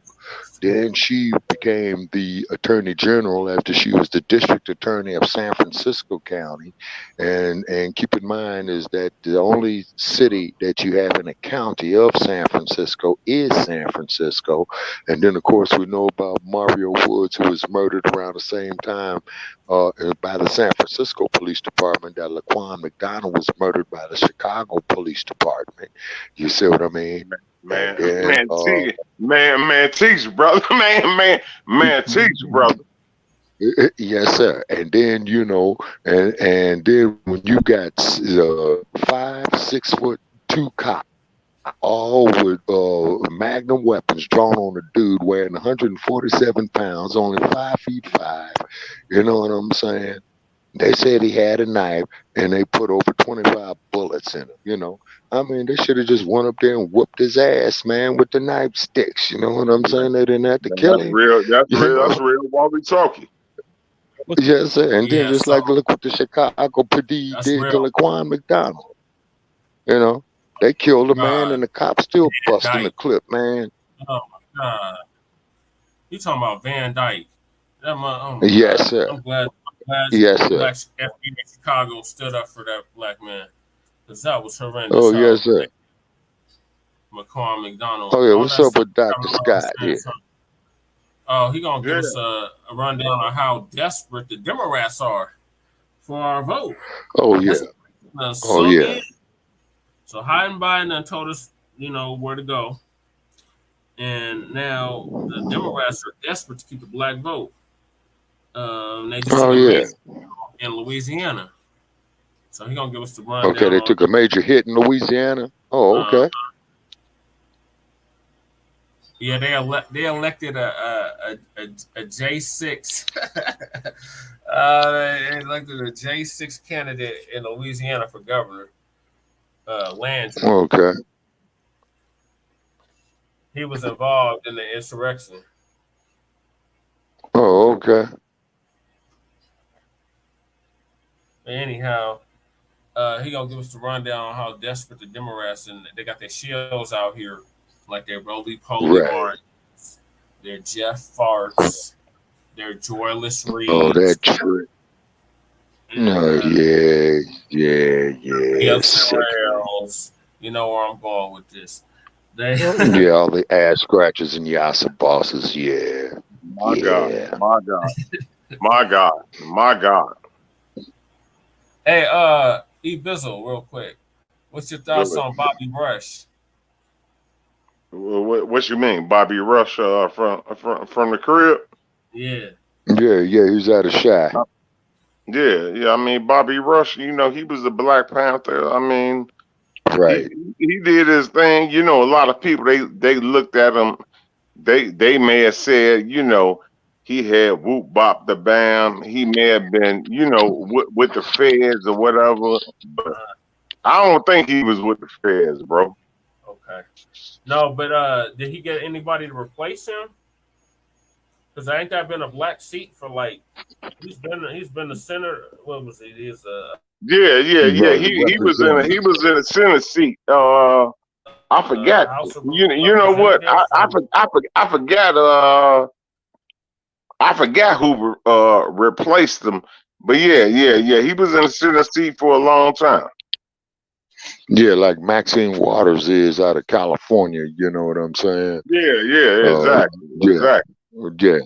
Because Maxine Waters used to be my congressman when I was living in Los Angeles. Yeah, She's been up yeah, there for yeah. a I long time. forgot. I forgot who Bobby Rush. Damn. Not that you said that. No, no, Years. no. Go ahead. Go ahead. Oh, yes, sir. Okay, so yeah, brother Che, man, it's coming back in. Okay, but Bobby Rush, he had been there for a while, man. He was a former member of the BPP out the Chicago branch, right along there with Mr. Yeah, Hampton, who was murdered December 5th, 1969, and then to absolutely. find out that the COINTELPRO had something to do with Mr. Hampton's murder because Mr. Hampton was only 21 years of age, and he had commanded a great deal of respect there in Chicago. And I remember one year, I believe the year was 1969, when I was in Chicago visiting my grandparents, and I think we went out there to wait a minute, Washington Park. Okay, and I think I might have seen Fred Hampton speak, and this would be a few months before he was murdered, but I'm not sure, but I think I saw him speak. But I do know for a fact, in my earlier childhood in Los Angeles, I did see Malcolm X speak in 1962 when he gave that infamous speech about who taught you to hate yourself. You see what I'm saying? Yeah. And Hey, Bizzle, and did I you was see at that. the Judas and the Black Messiah? What's the Oh word? yeah, I What's the got to word? see Did you see Judas and the Black that movie Messiah. that was about Fred Yeah, Hampton called the Judas and the Black Messiah? yeah. The movie. Yeah, and they had Yeah. that guy What Finnegan about? in there who they. Do you think that was an accurate depiction or like? Yeah, yeah. It absolutely. Yes, yes, yes. I can say so. Yeah. Okay. Mm-hmm. Yes, Old on boy that there. sold him out for $300. You say what? He took that deal for $300. Yeah. Yeah. Yep. Yeah, William Yeah. Finnegan or Flanagan was his name. A lot of people, they won't look at it. They'll say, "Well, with $300, that ain't nothing today." But yes, that's what happened. Okay, I'm trying to remember how much the candy bar was back in 1969. That'd be your economical. Yeah. No, seriously, that'd be your economical indicator. Okay, now I remember you could take you $1 and you could buy you a canned soda, a bag of chips, and a candy bar. So which means the candy bar was like 15 cents, the soda was 50 cents, so it's 65 cents, and I think the bag of potato chips was a quarter. So that's about 90 cents. Okay. You got to understand something, though. You got to understand yes, sir. something. You got to understand something, brother. The yes, FBI, they were looking at Fred Hampton. They were looking at the Black Panther Party. They were looking at them for years, brother. So, they were declared public enemy #1. Yes, sir. Yeah, yes, sir, brother. So what I'm trying to tell you right now, brother, they shot them down. They took them down, and they put all the brothers in prison in federal lockup over years because the one thing is that they was afraid of all the brothers that was sitting up here, teaching our people. Yeah. So that was the main problem. That was the main problem, teaching our people. Just like we talking right now. That was the main problem, brother. Yeah. So that's why they locked them down, bro. But go ahead, bro. I digress. Oh yeah, definitely. Yeah, that's real talk. And that's why when you go through the city of Oakland to this day, and you've seen my videos there from Panther Town there, Brother Che, I've been down San Pablo, I've been down Market Street, man, I've been down Telegraph, I've been down the actual streets of where they did it. I've been down there off of Peralta and 7th where they shot Dr. Newton. I've been by the Alameda County Courthouse where they stood there and said Free Huey. I've been to the state capitol of Sacramento when they went up there exercising their Second Amendment rights, man, in 1967. Listening to the wind and hearing the stories of long ago. Ancient African proverb. Yeah, you was just in Oakland recently. Yes, sir. Yes, sir. So yeah, we're gonna get to this. The Democrats are in desperation mode. Appreciate Phil Scott. Dollars on it. But tonight on the podcast, ladies and gentlemen, the other day we had covered, this woman that was on TikTok with the screen and, telling us to vote, just being a straight Democrat shield. But on top of Democrat shields, you have those who are really just brainwashed by the Democrat Party. So I was just kind of, browsing, on our Facebook page, and there was some comments that I want to highlight here by a woman, and this woman represents unfortunately, certain amount in our population that talks about the Democrat Party. So of course this woman is not, pleased with me at all. So that we will go ahead and put this up and let's go on and look at this, let this be a teaching moment on when people are saying certain things with their mindsets. Chanel here says, why do we talk about the Democrat Party? Well, we talk about the Democrat Party, Chanel, because the Democrat Party is the one that's doing certain things to us, Chanel. Okay, we vote 80 to sometimes 90+% Democrat. So that's why we have to talk about the Democrat Party. Right.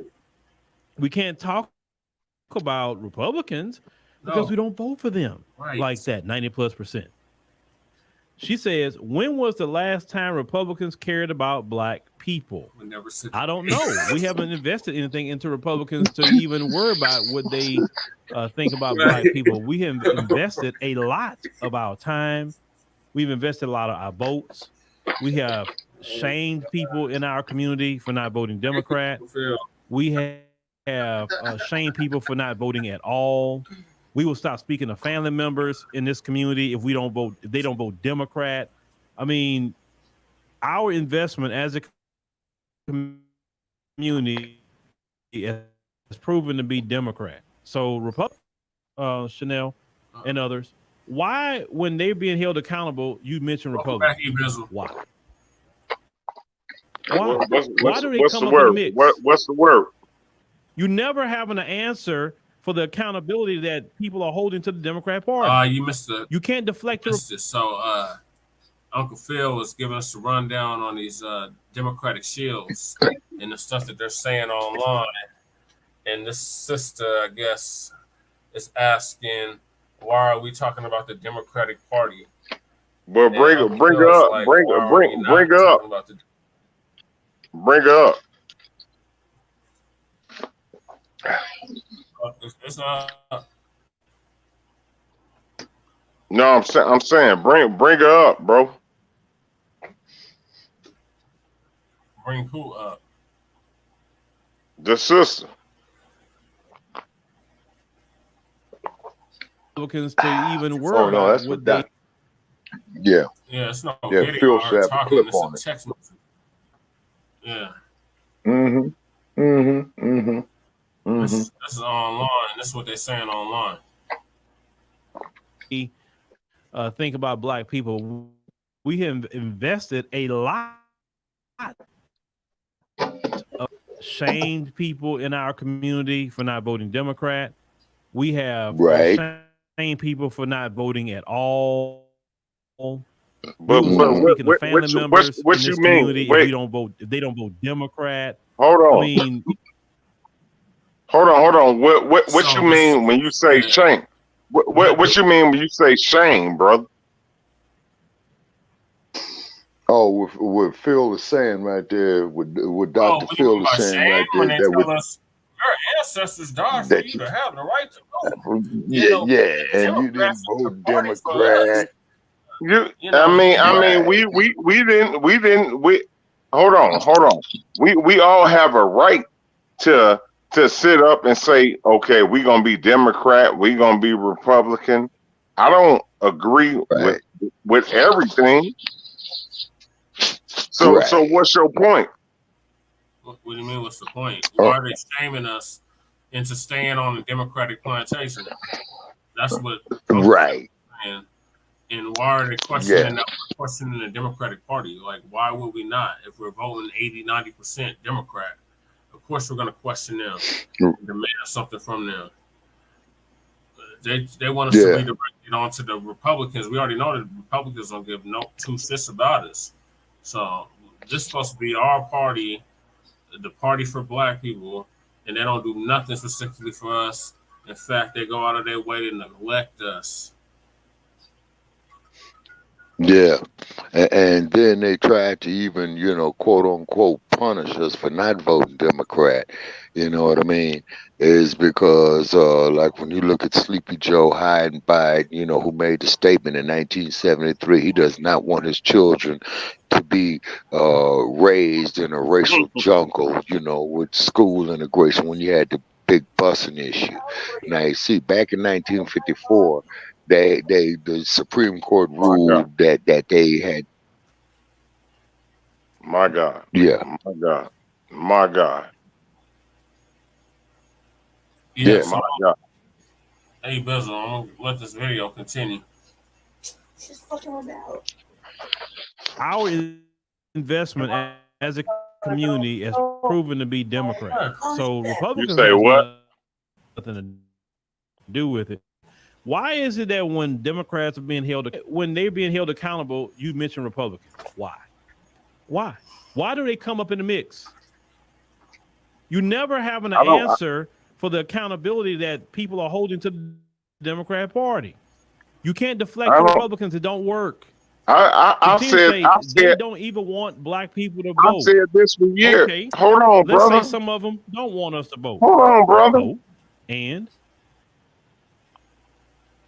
oh, okay. You done? You done? No, I was gonna let the video play. Okay.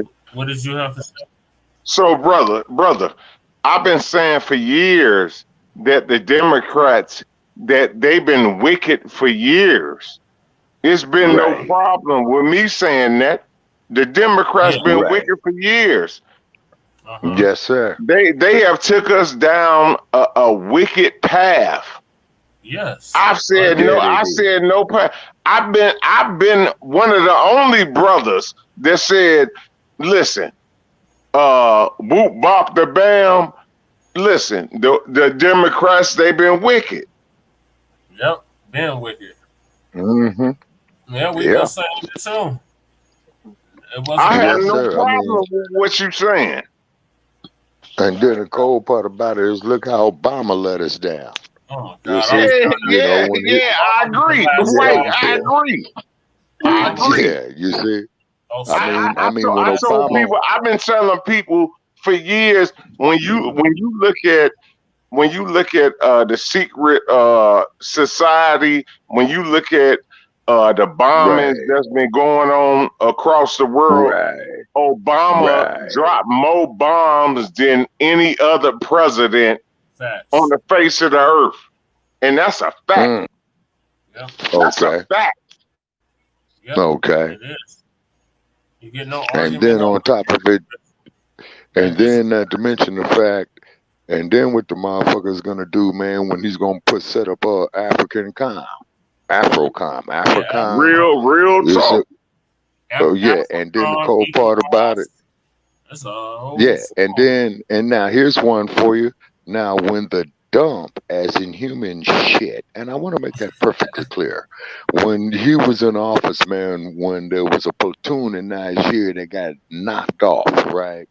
It was like 4 white boys that got killed and 1 black sergeant that got killed. But here's something interesting. So when they made the move on them, man, they hit them. And 3 of the white boys went down. But what happened was, here's the part they ain't talking about.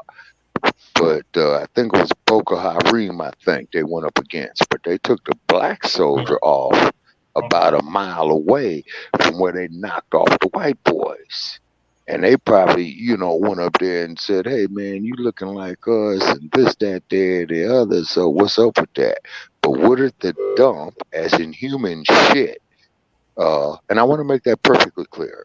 When they brought the brother's body back and his wife is out there crying, what did the dump say? Oh, he knew what he signed up for. We're live on the air, remember? Our anchor man has made his is that that's the anchor man. Yeah, that is the anchor man, ladies and gentlemen. What's the word? No. Okay, yeah, that's the anchor man right there, the one and only Ramel Understanding, you know what I'm saying? And, and the brother's a political prisoner there in Colorado, you know what I mean? But most definitely he's the one, Yeah, what's the word with the anchor man, Brother Chet? Stop me from getting a voter registration card. Haven't stopped me from voting. He said they're listening in, so he can't be on the air. Oh, okay. Shalom to that brother. Shalom. Yes, sir. Yes. Now, we got a book. You can find it on Amazon. It's called Man Up 24/7 by Victor Marauder. Oh, yeah. Getting back to this. The Democrats are desperate. So Uncle Phil saw the text message, and then he's gonna get a rundown on how desperate they really are, and then we're gonna get to the L that they took in Louisiana, and how.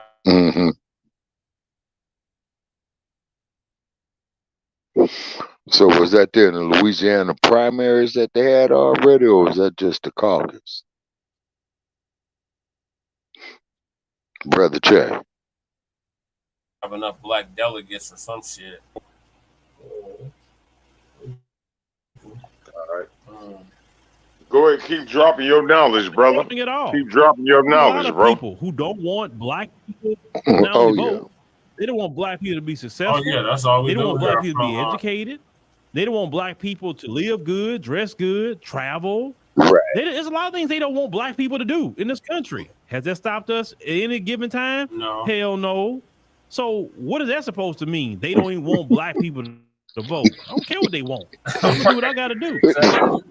Like I said, Democrat Party can't do anything if people don't keep voting and stay persistent to where we can make a real difference. It's not going to happen overnight, and the Republicans aren't voting for anything we want.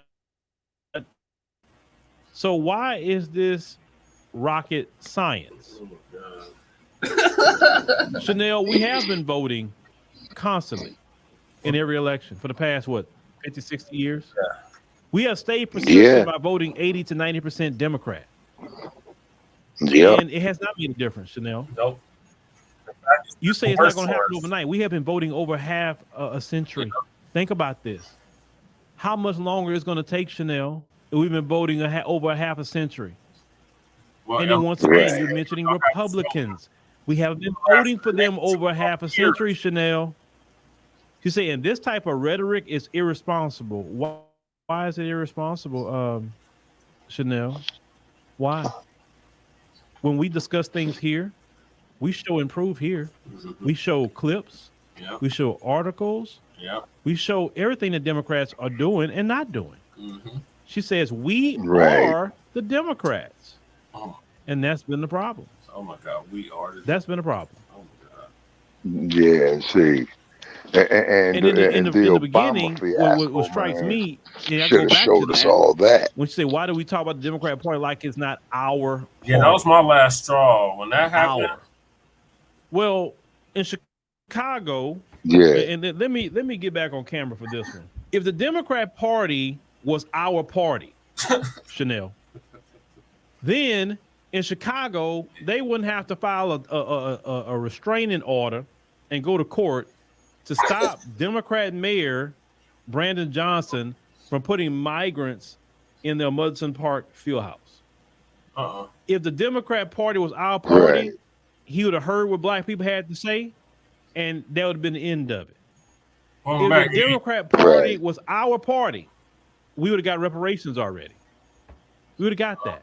Yeah, particularly if the Democrat Party was our party, qualified immunity for the police would have been ended a long time ago. If the Democrat Party was our party, we'll be getting all kind of grants and loans to build up our communities. Right. We were getting so much investment in our communities where we don't have food deserts anymore. We will have nice gyms and Whole Foods and farmers markets, and our black farmers will be getting money, no different than the white ones, right? Because even when we get a Democrat president, our people still suffer. They're still oppressed. Right. If it was truly our party and then the Republican Party is against us, but hey, the Democrats is our party. Black people have no control or say so in the Democrat Party. No. So how is Democrats our party? It's not. I've heard that before. Well, the Democrat Party is our party.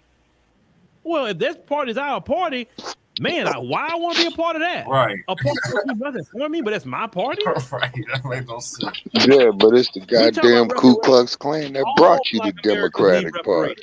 All.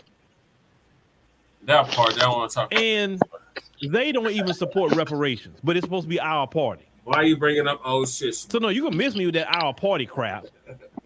But we supposed to go and do for the Democrats.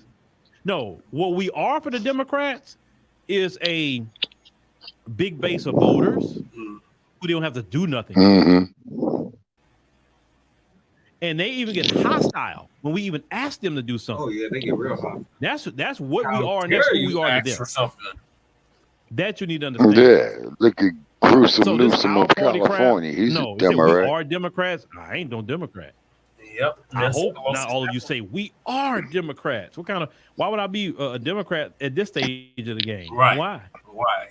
It's embarrassing. They do for everybody else. that don't even vote for him. Mm-hmm. Ukraine didn't vote for him. Nope. Migrants Right. didn't vote for him. Nope. Nobody voted for him. Right. I guess they Democrats too, because they getting all the resources. You see, say, stop talking like we are outsiders. We keep voting and running, and we'll get what we want. It's that simple. Duh. The migrants didn't vote, and they didn't have to run. Right. And they're getting everything that we talk about we need, resources, right? So it's not that simple, duh. It's not that simple. Ukrainians didn't have to vote for over 50 years, a half a century. They didn't have to run.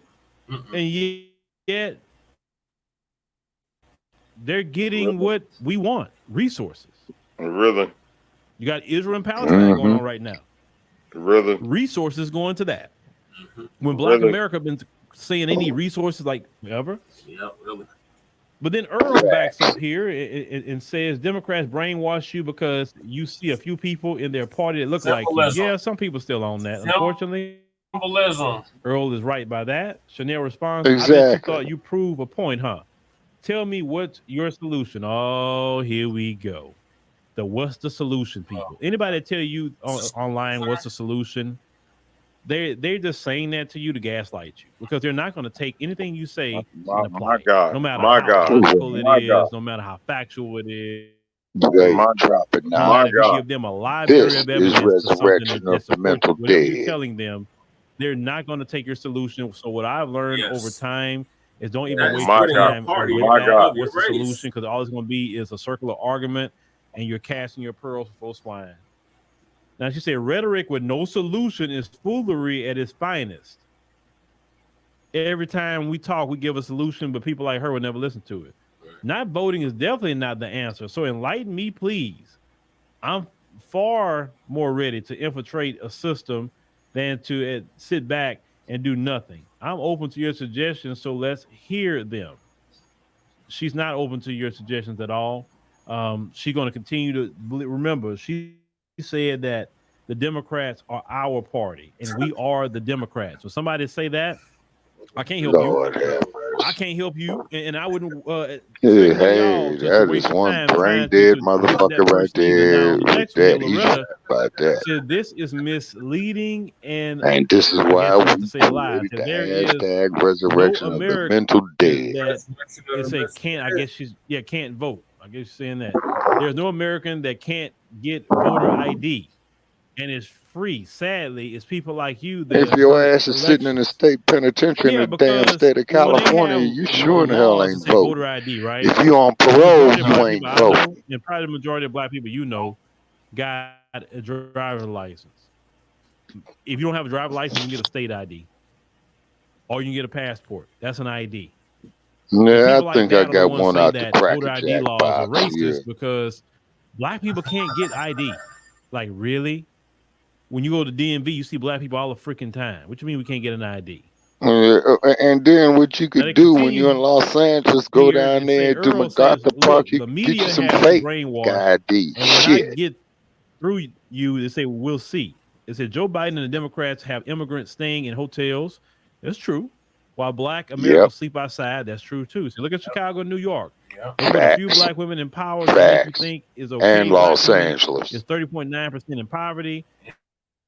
And they said, why would you give them that vote? They said, shame, shame, shame on you. Trump gave HBCUs $270 million a year.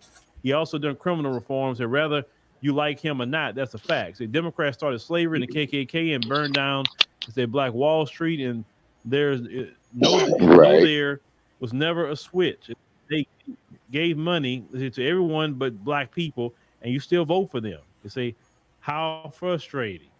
You said 10,000 weave / hair shops Black women own. I guess they talk about going that route. Okay, yeah, and Black women aren't getting money for their businesses whatsoever. They're not. No, there's no reason that the Asian community owns minority Black hair care industry. It doesn't make sense. Women own businesses. Now, Chanel comes in and says again, not a solution in sight. Just vote for the white supremacists. Okay, I'm brainwashed. LOL. Yeah, clearly. Say this. There are people within our community that's just lost to the Democrats. Yeah. Don't waste your time. Don't waste time. I've learned not to waste my time when they, like I say, a telltale sign is when they say, what's the solution? Another telltale sign is, well, the Republicans are white supremacists. Like, okay, which Republican are you talking about? Which one? What did they say? Because some of them do identify as actual white supremacists. So I want to know which one you're talking about, right? But you say that I'm not going to vote for them because they're racist, but yet Democrats are racist. Yep. They literally show more anti-black racism to me than the Republicans do. Yep. When the Democrats give everybody everything, when they talk about us with a wealth gap. How many times have Biden mentioned the wealth gap in the black community? Yet he's not trying to close the wealth gap in the black community at all. Right. Remember before he got elected, or when he became president-elect, he told even the civil rights bootlicks that y'all gonna have to work with the Hispanics because more of them have more of them in this country by raw numbers is more of them than y'all. So why are you telling black Americans they got to work with Hispanics? Why? Because it was his plan to open up the floodgates and flood this country with them. Flood this country so much that I guess they're going to drown us out politically. And so they already did. Drown us out politically, so we have to go work with them to get anything. Democrats at that point, I guess they would have to be the new buffer between black people and the Democrats, the Hispanic community. And they're split. I guess that was the overall plan. That plan is not going to work. Hispanics are going to go and vote Republican. Yep. Traditionally, Hispanics vote more Republican, but they're going to find out the hard way. And then if you look at the numbers, yes, black people are dissatisfied right now with Biden, but Hispanics view Biden right now worse than black people do. Really? Actually, black people still have a higher approval rating for Biden than Hispanics. Yeah. But yet, he's going to, I would say, even all the things that he's done just in the past week and a half really pissed off a lot of people. Now, I'm not going to go into that because we're on YouTube, so you already halfway kind of know what it's about. Well, what he's siding with, what he's doubling and tripling down on in support of. People got pissed off with that too, right? Those of you who are Democrats and all the moves Biden is making in the past week or so, you cool with that? Hell no. You know what I'm saying? Like, be careful of making allegiance to parties. You don't make no allegiance to nobody party. Say, look, I'm not no Democrat. I'm not no Republican. I'm independent. I'm politically independent. That's my party. Independent. I'm a black person who is independent, and independence is beautiful because I don't have to vote this way. I don't have to vote that way. I don't have to vote at all. Right. It's like me. I worked for people for many, many years. My last career I was in, I worked 22 years in that particular career. I was working for a company, right? I had to follow their rules. I had to show up at this time, leave at that time, ask I go on vacation, do whatever. Now I'm independent and I'm free. I don't have to go ask another person to take vacation. I take vacation whenever I get good and ready. Right. I don't have to show up for work at this time and leave at that time. I show up for work when I want to. I work long as I want. I don't have to work at all.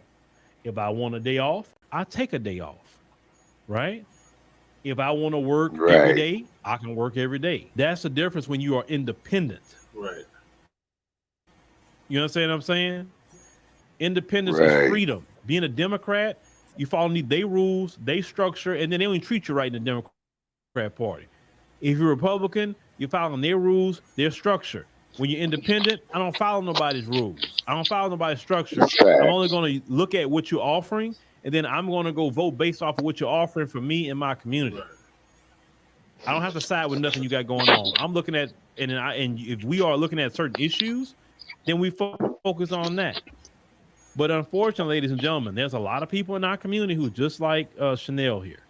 And some of them are younger too. But I will say this. There's not a lot of young people that think like Chanel. Because some young people just not even engaged in politics. You know, you got a few that's kind of brainwashed by the older people, but that's so far and few in between. That's not the norm or whatsoever. What we're trying to deal with is the fear that's in our community to get away from the Democrats and get our people in the political independence. That's what we have to see. Democrats are literally a plantation of nothingness. Yeah. You will work for the Democrats. You will stomp for them. Right. You will get nothing. You will get some token positions. They say, "Oh, the Democrats gave a first black woman Supreme Court justice." And how did that benefit the black community? What ruling has she put in that benefited us? None. Zero. She's not up. When has she ever to say, "I'm so pro-black. Never. I love my people, and I'm going to do this at the Supreme Court. And even if I can't do something, I'm about to go out there with certain in my dissent. I'm going to be speaking for the people. I'm going to do." No. We got Kamala. Kamala don't know if she black one week, she Asian the next. She don't know what she is. She That's it. That's just what I was talking about. That crazy ass broad. Blackness, I look at you as just not really black like that. Yeah. Either you're all in or you're all out. Well, she's both. Either you're all in or you're all out. Right. Because I met people who are so-called both, and they make a decision. They say, wait a minute. In America, I'm not looked at as no doggone Asian. I'm looked at as a black woman. That's what I am. I'm black. Yeah, I love my mama, my Asian mama. I love her to death. You know, and if Asian mama or Indian mama knew the country she living in, understood that, she's like, no, I get it. You gotta, identify as a black woman. We can have all the traditions we want in this family, but you're treated as a black woman. You see that hopping in and out of blackness, we can't do that. Either you're all in or all out. Look, when it comes to let's say the U.S. military, U.S. military is not going to let a soldier say, 1 minute they support America, but the next minute they support another country, and the next minute they support America, but the next minute they support a country. No, the American military going like, no, you all in for America, or you're not going to be in here. You gotta move around, because we don't know if you're going to betray us as in America for the other side. You understand what I'm saying? So if the U.S. military wouldn't let somebody say 1 minute they for America, 1 minute for another country, but then the black America got to say, no, either you all in or you're all out. You can't help who your parents are. You can't. I'm not faulting you for your parents. Right. But in this country, at least, in this country, you're going to have to be either team black America or wherever else you want to be. Anybody that's trying to hop in and out, in and out, in and out. No, you can't do that. Nope. We can't trust you with anything. Not at all. But we're going to keep looking at these things, ladies and gentlemen, as they come down the pipe, so the videos, comments, whatever the case may be, because, people going to be coming out the woodwork. Look at the comments. Some of them going to be just crazy coming out up into this election, because some people are so invested in keeping you right there with the Democrats like that. The Democrats want to keep you in the palm of their hand, but a lot of you have just got slapped that hand away. You don't want nothing to do with it. You're politically independent. You're starting to see the light. And the Democrats are slowly starting to feel it. Right. But I think, this year, from the tide I'm seeing, the Democrats going to be so shocked. They're like, what happened? Yeah. Well, exactly. That's exactly. That's exactly what needs to happen. Okay, is our guest still with us, Brother Che? No, we lost Ibizzle. Okay. We appreciate him tapping in, coming on the No, panel. most definitely. Yeah, from the CHI. Yeah, out of Chi-Town. Yeah. Yeah, where the Raiders are gonna smash the polar bears at tomorrow. Yeah, you keep on wishing and hoping. Okay. Man, now you all with the Pony Express, man, and only got one victory, man. At least we got that's two for more now. than There's you still all. a lot of football left, Shabaki. Yeah, I know. There's still a lot. Yeah, well, I'm just waiting for the last game in the AFC West, man. And we can knock you out of any kind of playoff contention. Yeah, I will. Yeah, well, but if the Pony Express keeps delivering the mail to the wrong address, man, y'all always gonna have like one W. Deliver mail too. Huh? I said at least we have an address to deliver mail too.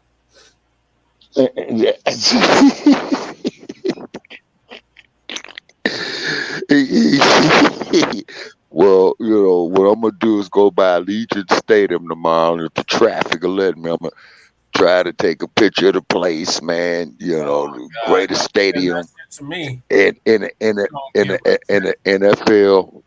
Yeah, Allegiant Stadium, the greatest stadium in the NFL, because at least one thing, when they play, don't even have sellout seats, and none of y'all coming out to their games like that. Come on, tell the truth, sir. That'll be y'all a home game, and y'all don't even fill up half the stadium. Well, okay, sir. I do know that when the Pony Express comes into Las Vegas, man. No, wait a minute. We got to go see you all. Yeah, you're coming here. Oh man. Yeah. Okay. And we're gonna knock y'all off. It's gonna be lovely. No, what was lovely is what I saw in 2008. No, what was lovely is what I saw in 2008.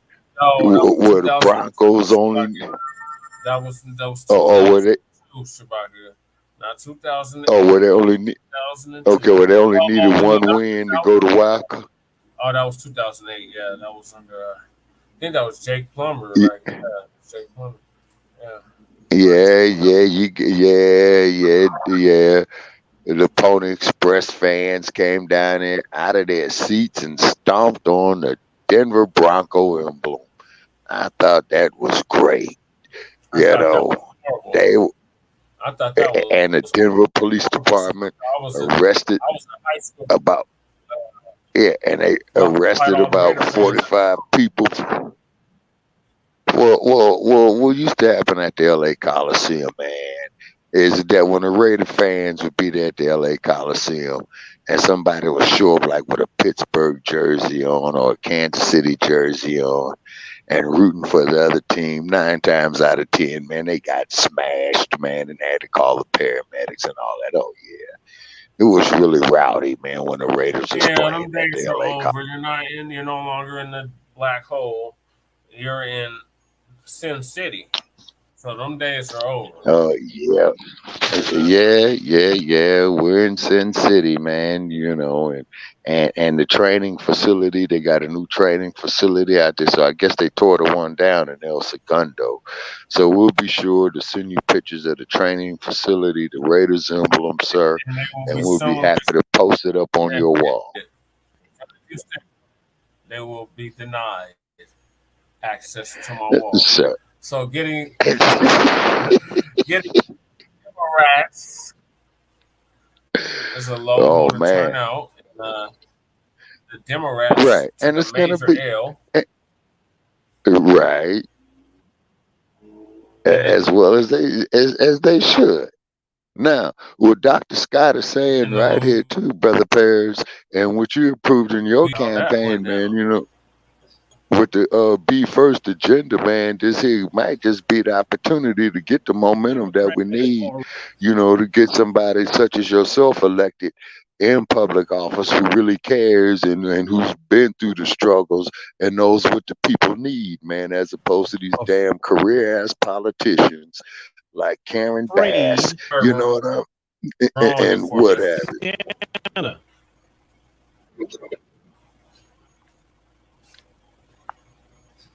Okay, what's up with Dr. Scott? Okay, you got juice. Now the lowest voter turnout for a Louisiana governor's election, it's in a dozen years yielded a good job, people. Good job. It's as a result, it's a Republican Attorney General Jeff Landry sailed to victory in Saturday's primary contest without needing a runoff. And damn. Analysts attribute the Democrat failure to get a candidate into the runoff to low black voter turnout, tepid enthusiasm for leading Democrat Sean Wilson, who sought to become the state's first black governor since Reconstruction. and surprisingly strong support for Landry among those Black Louisianans who did go to the polls. Well, look at there. There were some Black people that voted the other side. See, I don't know. Don't let these Boule members tell you, or even some of the Shills tell you, that Black folks aren't fed up. That Black folks, either they're not voting for nobody at all, or they say, you know what, I'm just going to go on the other side because I'm sick of these policies. I'm sick of what these Democrats are doing. Right. There's a lot of Black people are starting to say that now, all over America. Yep. All over. And a few reasons why, and y'all know the reasons. I don't have to keep going into it. Right. Of course, the economy, the inflation, watching the Democrats give everybody resources and give nothing to the Black community. Nothing. Mm-hmm. You see, Boule Martin and the gang, they can't get Black people to the polls because they don't even know how Black people even feel. And even when they talk about the feelings of Black people, people like Boule Martin and the gang, all they're going to do is talk down to you and cuss you out and belittle you. They're not going to engage with you and understand your plight and where you're coming from because they're not even dealing with you like that, right? So this is why you deal with the real people that can actually know the pulse of Black America. Now, you have one of them say, I think that in Louisiana, Democrats are in serious trouble. That's a John Covillion. You say a Baton Rouge-based pollster who typically works with Republican clients and was the first to call a race for Landry on Saturday. He said, and it's not just Sean. In other words, it's not a Sean Wilson problem. Just like I said, in Chicago, it's not a Mayor Brandon Johnson problem. It was not a Lori Lightfoot problem. It is a Democrat problem. Now, they said about 36% of Louisiana's 3 million registered voters cast ballots in the primary. That's a little over 1 million voters there. Not even 1.1 million, but 1.08 million voters showed up. Everybody else stayed home, okay?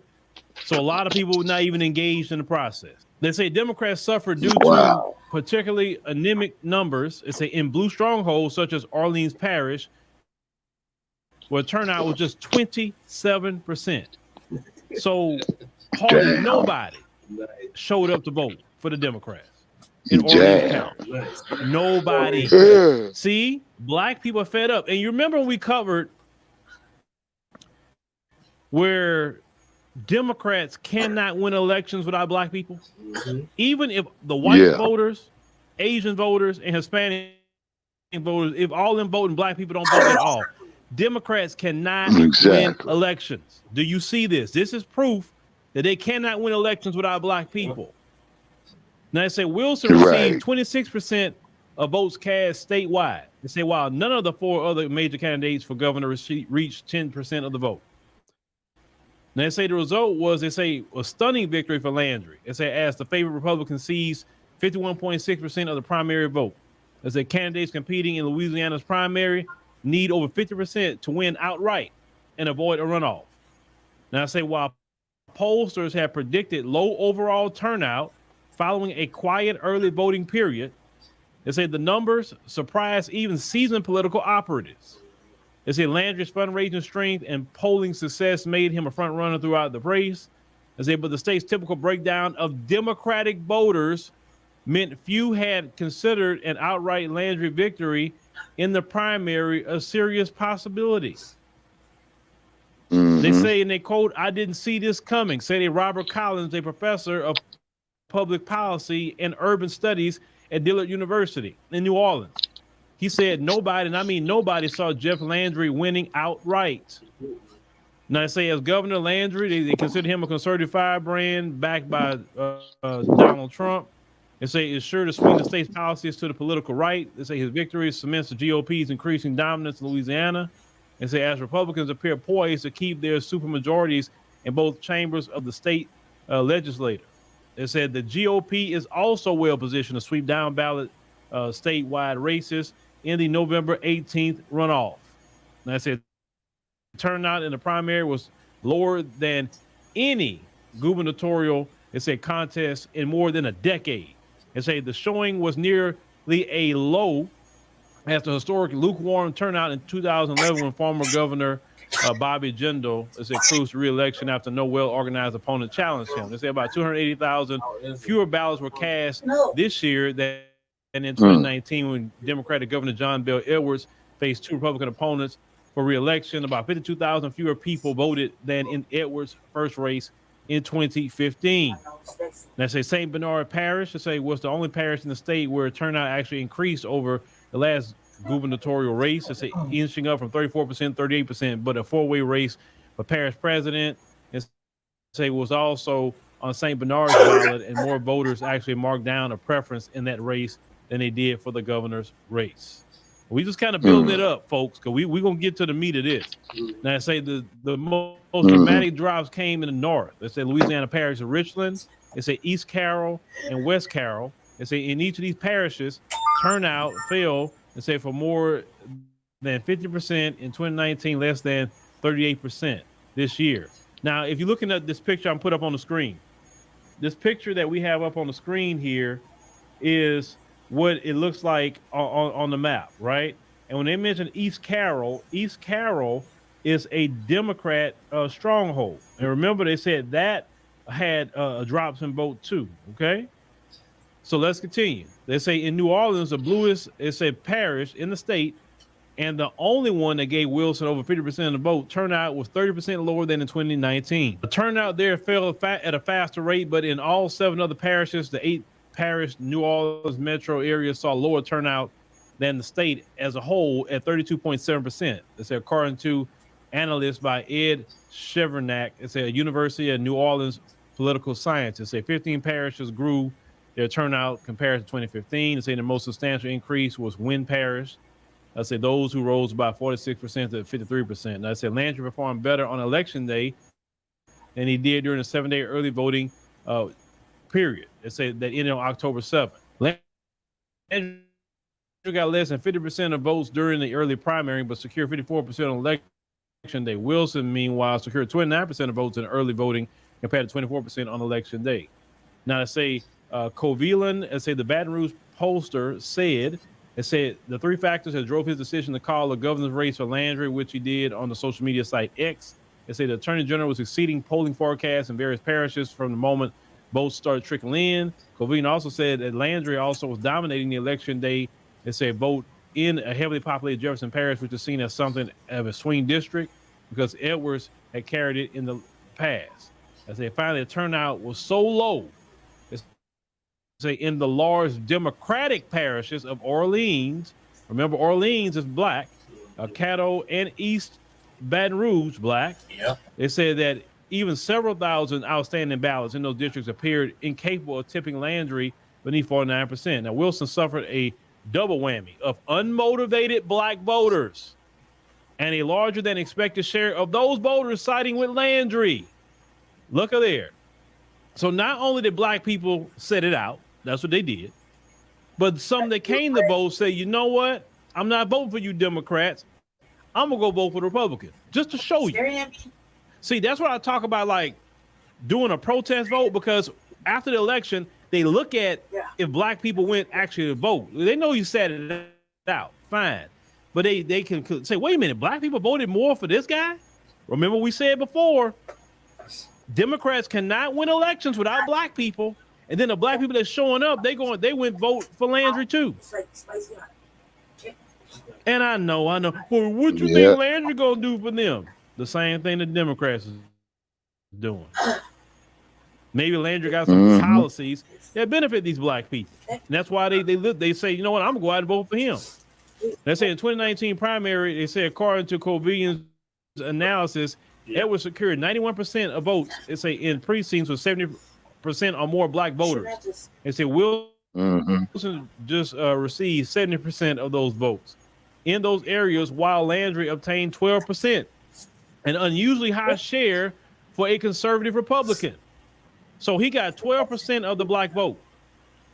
Now, this is a new day. You can't tell us he's going to be the first black governor since Reconstruction. So get out there and vote for him. See, they don't work no more. See, y'all ruined the first black card y'all had. Y'all actually had a first black card for a while. But when we see what the first black do, you get in there and you're talking about LGBT. You get in there, you're talking about immigration. You get in there talking about abortion. You get in there talking about everything else but what the black people in Louisiana need. So black folks say, you know what, maybe I'll go vote for Landry, and that's why they got 12% of the vote. Once again, black folks don't show up or black folks vote for the other side, Democrats will always lose. Now I say Collins and say the Dillard professor attributed those figures in part to Landry's advertising strategy, which targeted black voters before the primary. They say the state Democratic Party also lacked an apparatus to mobilize black voters in Wilson's support. He said Wilson also couldn't match Landry's formidable spending power and struggled as a result to energize the Democratic base. No. It was not the money. Sean Wilson, because he was a black man and because he could have been the first black man that'd be a governor in Louisiana since Reconstruction, that was enough capital alone to get a lot of black people to start paying attention. But you did not capitalize because you wasn't going to do nothing for black people. Once again, we read his website, what he wanted to do. And he was doing the same old Democrat playbook. It don't matter what state they in, they all play the same Democrat playbook. Mm-hmm. And black people saw this guy's not going to do nothing for us. Who cares if he's in there? Listen, I'll vote for somebody that's black like that. Okay, cool. But he got to do something for black people. And the voters have said no. And even if you quantify what they said, 70% of the vote went to Wilson, 12% went to Landry. That's still underneath the 91% of the black vote that John Bell Edwards received in Louisiana. So you still have people who didn't show up to vote. Now they say Democrats' failure to get a candidate into the runoff and say it's just as bad. They say in every respect. They said there is no possible way you could put a positive spin on something that abysmal. They said Louisiana Democratic State Party Chair Katie Bernhardt issued a statement Saturday thanking Wilson for running an honest, principled campaign for governor. In his concession speech, he said Wilson told the crowd in New Orleans that there is no regrets in the Wilson household and called on voters to not give up on Louisiana. So Democrats, just let me ask you a question. Did you get it? Are you starting to get it? How many elections you got to lose? Because we on a roll here. We on a roll. This is good. This is actually real good for the Black American community. This is good because as we keep making these Democrats lose elections, they're going to have to concede and do what black folks tell them to do. See, when you piss off your base, when you make us upset, we have the ability to sit you down politically. We have that ability. And what's happening is, as we said before, y'all biggest support base, a lot of them are going to see Jesus. A lot of your black voters going to see Jesus. And now you left. You not replace them. So now you left with those who are not in that age range. The 65 and up, they said, is their biggest voter block in the Democrat Party. We got a comment. And the problems they have actually is with the 18 to 50-year-olds. They say that's actually their biggest problem they have. You're going to keep losing elections, Democrats. You can paper up all you want, the boule. You'll be wasting money. They're not going to deliver an election to you. Listen, Democrats, you can't insult black people no more. You can't say the first black this, the first black that no more. It doesn't work. Wow. You can't use our ancestors and say our ancestors died so for us to vote. You didn't use up all the playbook you didn't use. You can't use fear on us about racism and fear of Trump and fear of the Republicans and fear. You didn't play all your cards. You didn't play them. Yep. Black folks now are looking at you have to show and prove. Right. And what you have shown us and proven to us that you will prioritize everybody else. Black folk forever have been telling you, hey, we need a anti-black hate crime bill. Mm-hmm. Just like you did with the COVID-19 bill. And in that bill, it said Asian hate crimes, Asian discrimination. Yep. You had no problem. Now, when black folk was saying that mess to Boule Martin, I think on X, formerly known as Twitter, I saw him say, well, why do you need that? They got the Matthew Shepard, James Byrd hate crime bill. That's what he said. Now, when they was talking about a hate crime bill for the Asian community, notice no Asian commentator came out and told Asians that they don't need a hate crime bill because they have the Matthew Shepard, James Byrd Jr. hate crime bill. Notice that? See, other groups, they know how to shut their mouth. They know how to stay on code with their group. When it's time to give out money and some checks, they shut up and go ahead and get their checks. Not our group. We got people like Boule Martin in the game is out here talking about you ain't getting no reparations. Why you need it for? That's certain. Trust me. We have so many people sabotaging our progress that is in the black community. Yep. Now you can talk about Roland Haitian. He ain't gonna get it. The fact is, Roland is in a position to sabotage our progress. Yep. He is. All the shills. That's what they do. They're here to keep you on a plantation of nothingness. Yep.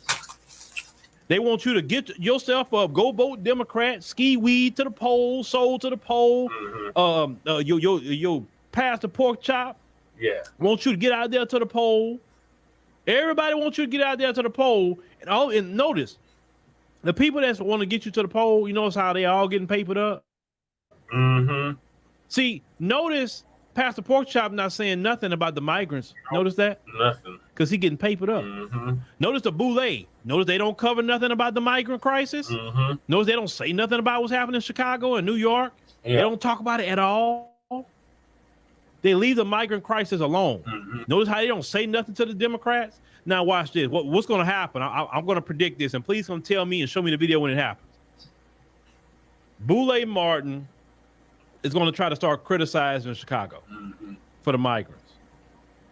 But he do that so some of y'all who's like not learned in their tactics, he want to draw y'all back to the Democrat Party. So he'll start criticizing them a little bit. He'll talk about Brandon Johnson, but he won't talk about the white Democrats and what they do. He won't go in on Biden like that. He won't do that. Or any of those senators or whoever, he's not going to go in on them. He'll target a black one every once in a while.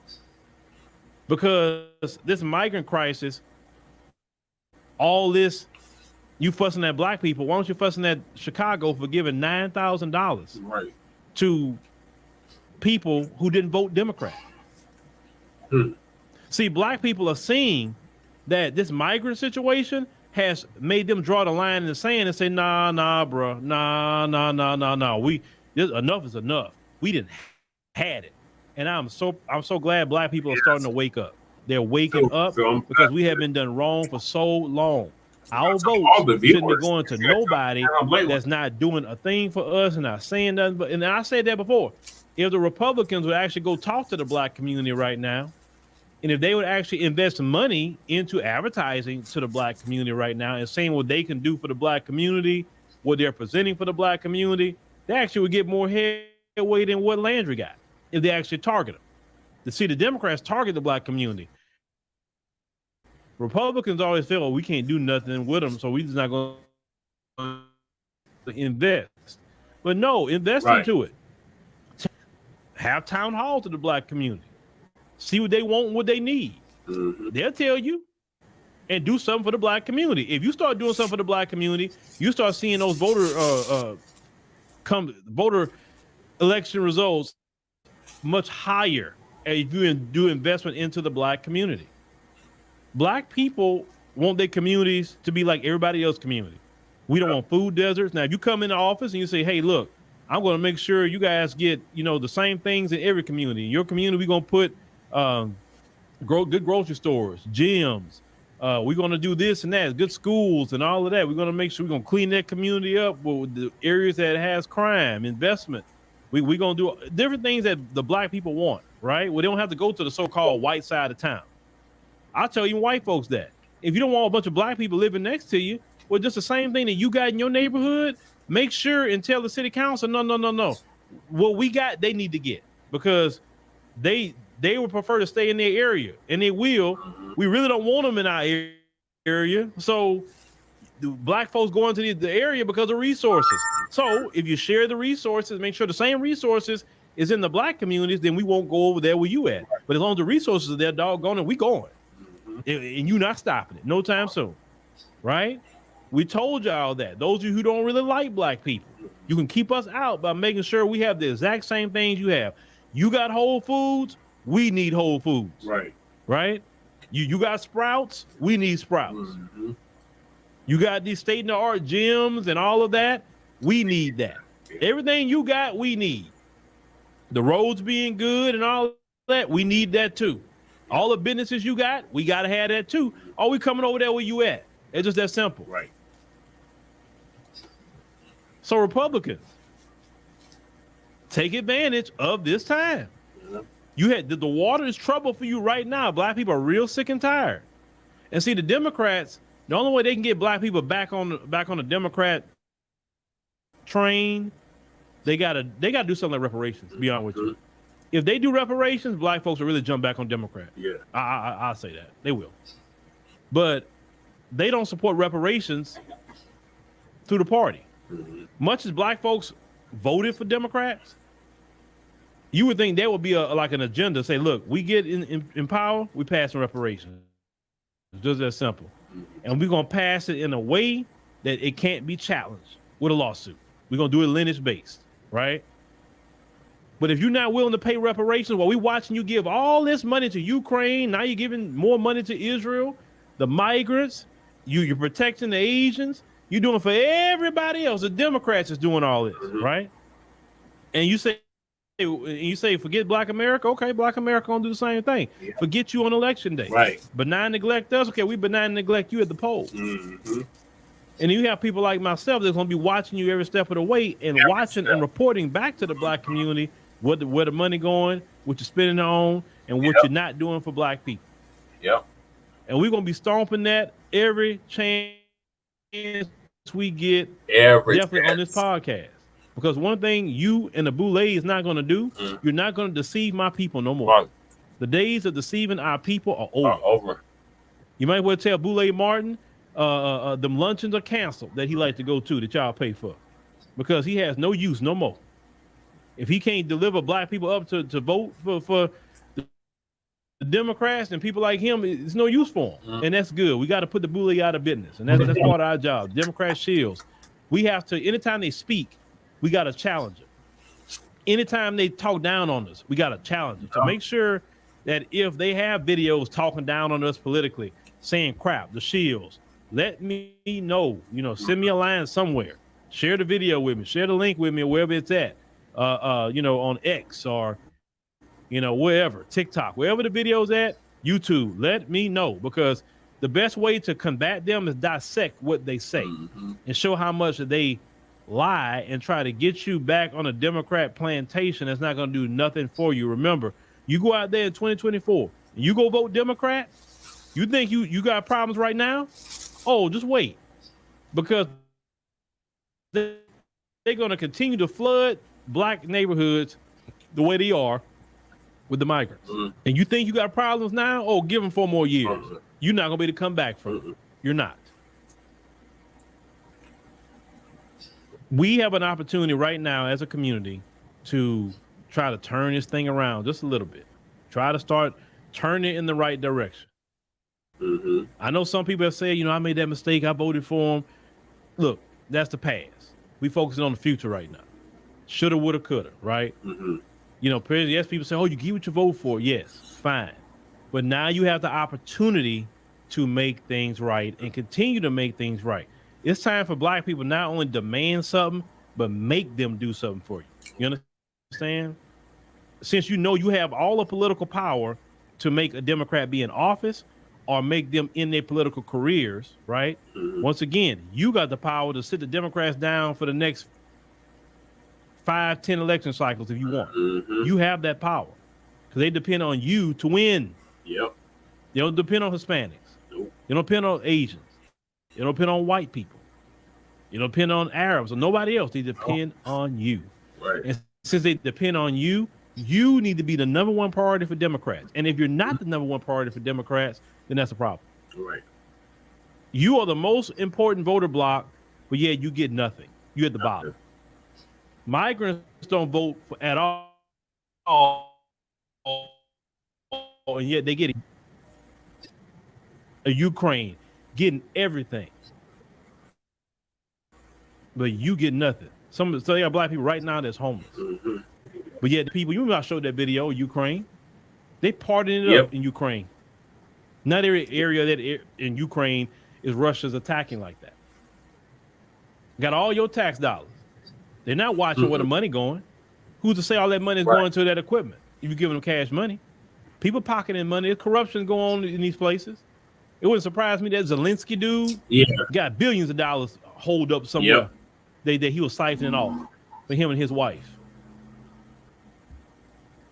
Please. If the Democrats not going to make us their number one priority, then we never make them our number one priority when it comes to vote. That's right.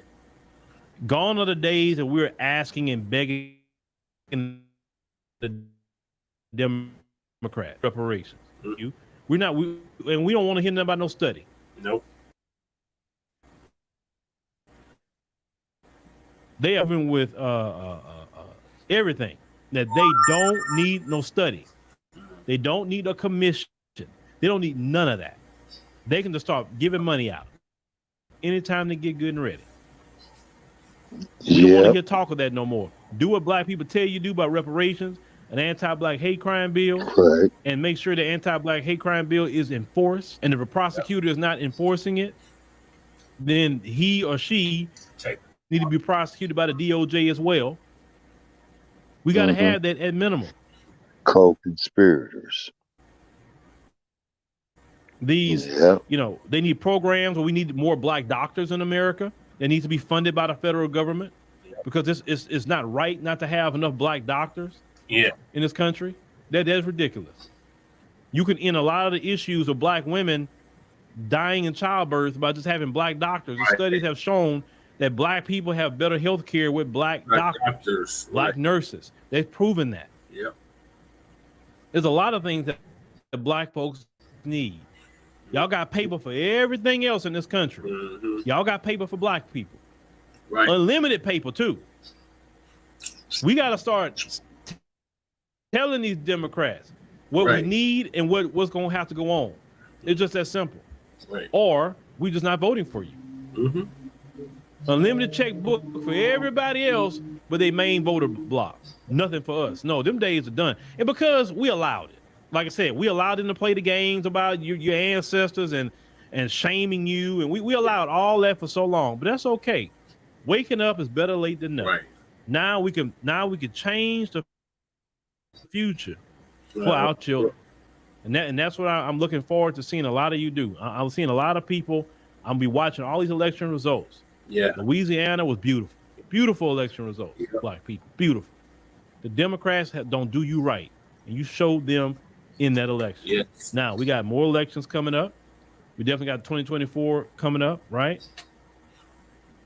We got to see y'all gonna show up with that. Y'all, as long as you vote for Democrat, good with me. Because I want the Democrats to realize that they really got a new day here now. It's a new day. It's a new time. We're not afraid of racism like they like to think we are. We're not.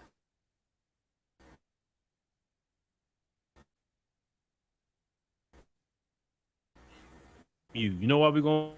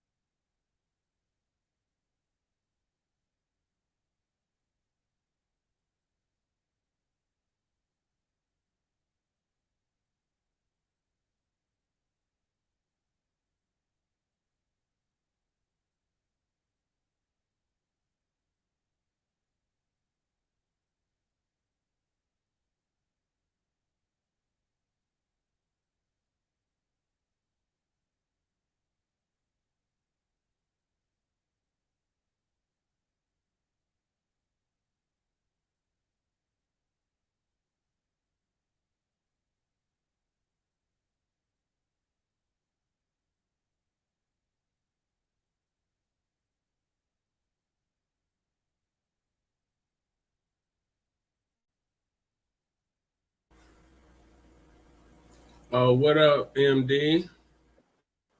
Who's in the studio? All right.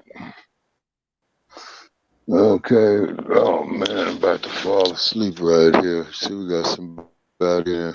Oh no! Greetings. What Uncle Phil was talking Okay, fine. about. Oh, he was making a whole lot of sense, man, and particularly, man, you know, with this loyalty, man, to the Democratic Party. It's because it's like the Democratic Party takes it for granted, rather it's a national election, state election, or municipal election. They take the black community, you know what I'm saying, man, for granted. You know what I mean? And what I mean by that is that they figure that, you know, when it comes to the black vote, that we're automatically going to vote Democrat. And these motherfuckers have done more damage to us, man, than a little bit. You see what I mean? So, you know, it's that conditioning, brainwashing, and this is why we created the hashtag resurrection of the mental dead as well, too. To put articles and stories in there, man, you know, about, you know, supporting our premise right here is that the Democratic Party simply takes us for granted and don't give a shit in return. Yep, that's exactly it. It's a very abusive relationship that we have. Oh, very much so. Yeah, very much so. We are divorcing them in MD. Yes, sir. Yep. We are no longer voting Democrat. I can't do it. I can't do it no more. I cannot do it no more. I mean, man, you know, they let us down on a regular basis, you know. And then too, with the when Obama announced that he was running for president, I think I laughed at him. You know, he stood right up there in Springfield, Illinois, on a cold, sunny morning, saying that he's running for the presidency of the United States. I fell out laughing. And he gained momentum, man. He gained momentum, man, and he picked up and wound up becoming a president. But, you know, you ain't doing shit for your people, man. So I much rather have Strom Thurmond up there than like a Barack Obama or Kamala Harris, because at least Strom Thurmond will tell you that he's a Klansman, a racist, and a pedophile, you know, violating black girls, you know what I mean? Well, at least that way I know what I'm dealing with. Right.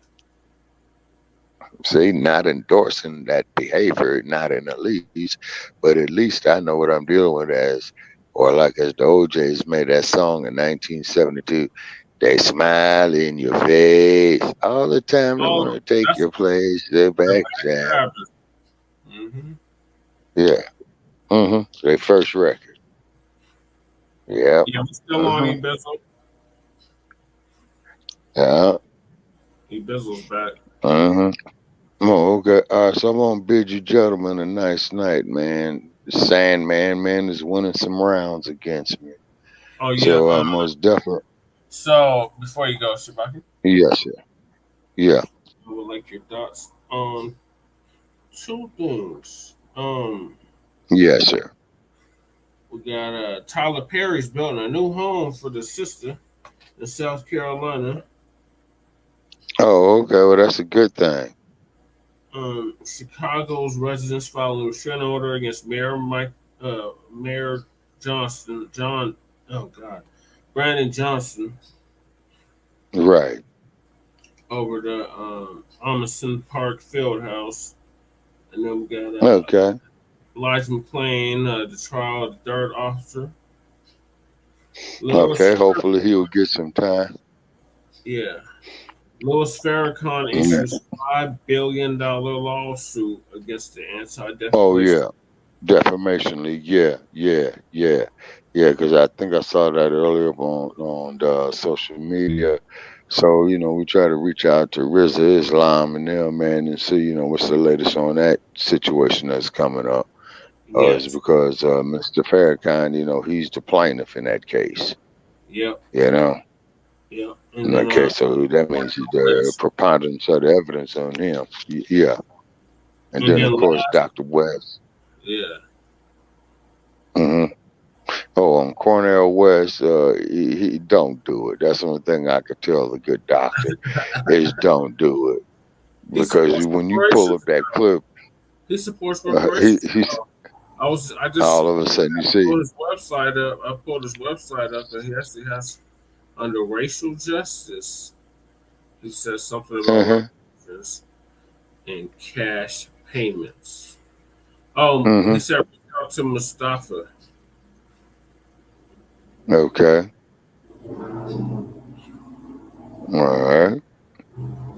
All right, ladies and gentlemen, so we appreciate our viewers and appreciate our listeners and those that called in. So this is Shabaka Sankoi, West Coast correspondent for Frontline Black News. We're signing off.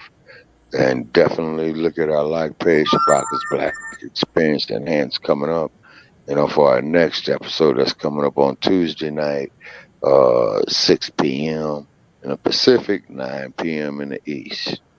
All right, this is Shabaka Sankoi for Frontline Black News. All right. Have a good night, Shabaki. All right, Brother Paris. Okay, talk to you tomorrow. Okay. Okay. Peace. Uh-huh. Always. Uh-huh. What's up? Shabaka Sankoi. Shabaka's Black Experience Enhanced. Make sure you check us out every Tuesday and Friday afternoon or evening, morning, excuse me. Every third Tuesday evening and every Friday morning. Let me just kick from the studio, Shabaka. Okay. Salon. Okay. Yeah. E-Visual. All right. So now the next topic is going to be RFK. The Jr. is now in favor of reparations.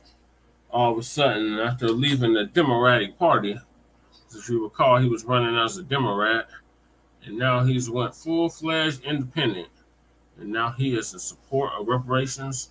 So he must see the writing on the wall for the Democratic Party, and he believes he's going to get the leg up by supporting reparations. Now, I don't know what amount he's talking about. I don't even know if he even has the lineage part correct, or if he's just using race. Because if you go to his website, which I did, it's under racial justice or civil rights, racial healing, civil rights. And somewhere in the section, he has something about he supports reparations. But I searched his whole website and I didn't see it. But the New York Post did this article that says RFK comes out in favor of reparations, carving out lane for Biden's left. So this is on the Timcast. I don't even know who this is. This is honestly my first time watching this video, so we're gonna watch it together. Hearing that RFK Jr.'s independent run is bad for Trump. The argument is because he's anti-establishment, it's going to result in the anti-establishment vote, people like me, splitting and voting RFK. There was a poll showing that favorability among Trump voters, RFKs, was good, was high, more so than Democrats. But this does not mean anti-establishment individuals or Trump supporters will ditch Trump. Quite the opposite. Now we have the story, actually. RFK Jr. comes out in favor of reparations, carving out lane to Biden's left. So about that. You know, when RFK Jr. announced he was running, what did he say? He was talking about Indigenous Peoples Day instead of Columbus Day. And I'm like, I don't see how any Trump supporter or anti-woke independent is going to vote for this. It's going to be Democrats who don't like Joe Biden, think he's too old and incompetent, who are going to vote for the likes of RFK Jr. And now that he's coming out for reparations, you better believe it. But they'll keep running that story claiming that it's hurting Trump. Fine. Well, here's the story from the New York Post. RFK Jr. supports issuing reparations to the black community, making him the most prominent 2024 candidate to favor the controversial policy meant to atone for slavery and legal segregation. President Biden has largely been silent on the issue, leading to frustration among the far left. Kennedy, who ditched the Democratic primary challenge to Biden earlier this month, has spoken out in favor of issuing federal dollars to rebuild Black infrastructure, like banks and businesses, and as well as direct redress payments or tax credits, rather than no strings cash giveaways. Certainly makes more sense, in my opinion. Communities that were specifically targeted for destruction need to be specifically targeted for repair, said his campaign website. During Jim Crow, Black banks, businesses, hospitals, schools, and farms were targeted for destruction. Racists knew that without these, the Black community had no chance of building wealth. We must set federal dollars aside to rebuild Black infrastructure. Interesting. These programs complement direct redress payments or tax dollars to the descendants of the victims of Jim Crow and other victims of persecution. RFK Jr. will find ways to offer this redress that are legal, fair, and win the approval of Americans of all races. Kennedy has also said he supports establishing development projects like the Bed-Stuy Restoration Corporation, which his father helped found in 1967, along with then Mayor John Lindsay and then Senator Jacob Javits. Those actions are less likely to contribute to polarization between Blacks and whites because it benefits everybody. Everybody, even the people who are Trumpers. Everybody wants businesses to work with and flourish. Businesses to work and to flourish. Kennedy Jr. told YouTuber Matt Hoffa in a July interview. Now, look, by all means, RFK Jr. is allowed to believe whatever he wants to believe. But the idea that this pulls from Trump is bonkers to me, okay? Trump supporters ain't going to be joining on the woke bandwagon. Just not going to happen. Look at this one from the New Republic. RFK Jr. is very bad news for Trump's election chances, new poll says. In what reality is a leftist Democrat beating Donald Trump? I just think it's absolutely remarkable. It's like, dude, I honestly think a Trump supporter is more likely to vote for Joe Biden than a far leftist. It's just, look, you get Joe Biden, corporate neolib, and then you get some communist, Trump supporters more likely to vote for Biden. Now, RFK Jr., a lot of Trump supporters like him for his stance on the COVID vaccine. He opposed mandates and lockdowns. Mm-hmm. Very, very strongly worded statements. Yep, they like that. With that. But he's woke. What are you going to do? Donald Trump will surely, that's all that means, in some capacity, come around. But why would they vote for RFK Jr. when they could vote any other third party or libertarian instead? But listen, why would RFK Jr. take from Trump when the Libertarian Party already exists, right? I love this argument, by the way. I just got to tell all these Trump supporters and conservatives, guys, knock it off. When they say things like, if the Libertarian Party, if Libertarians just voted for Trump, then Trump would have won. I love that premise. As if the Libertarians like Trump. Like, dude, listen. There is no world where Libertarian voters are like, I should have just voted Trump. They don't like him. That's the point. That's why they voted Libertarian. That nobody's owed a vote. But it's funny to me that there are people who think Libertarian voters are like Trump supporters or like could be. Dude, Libertarians rag on Trump all the time. They voted like you don't got those votes, man. But here's my point. The Libertarians are already the third party. They're already the independent run, basically, right? You get a Libertarian, they're going to come out and they're going to say no mandates, no lockdowns, no vaccine mandates, etc. That's the having technical difficulties here.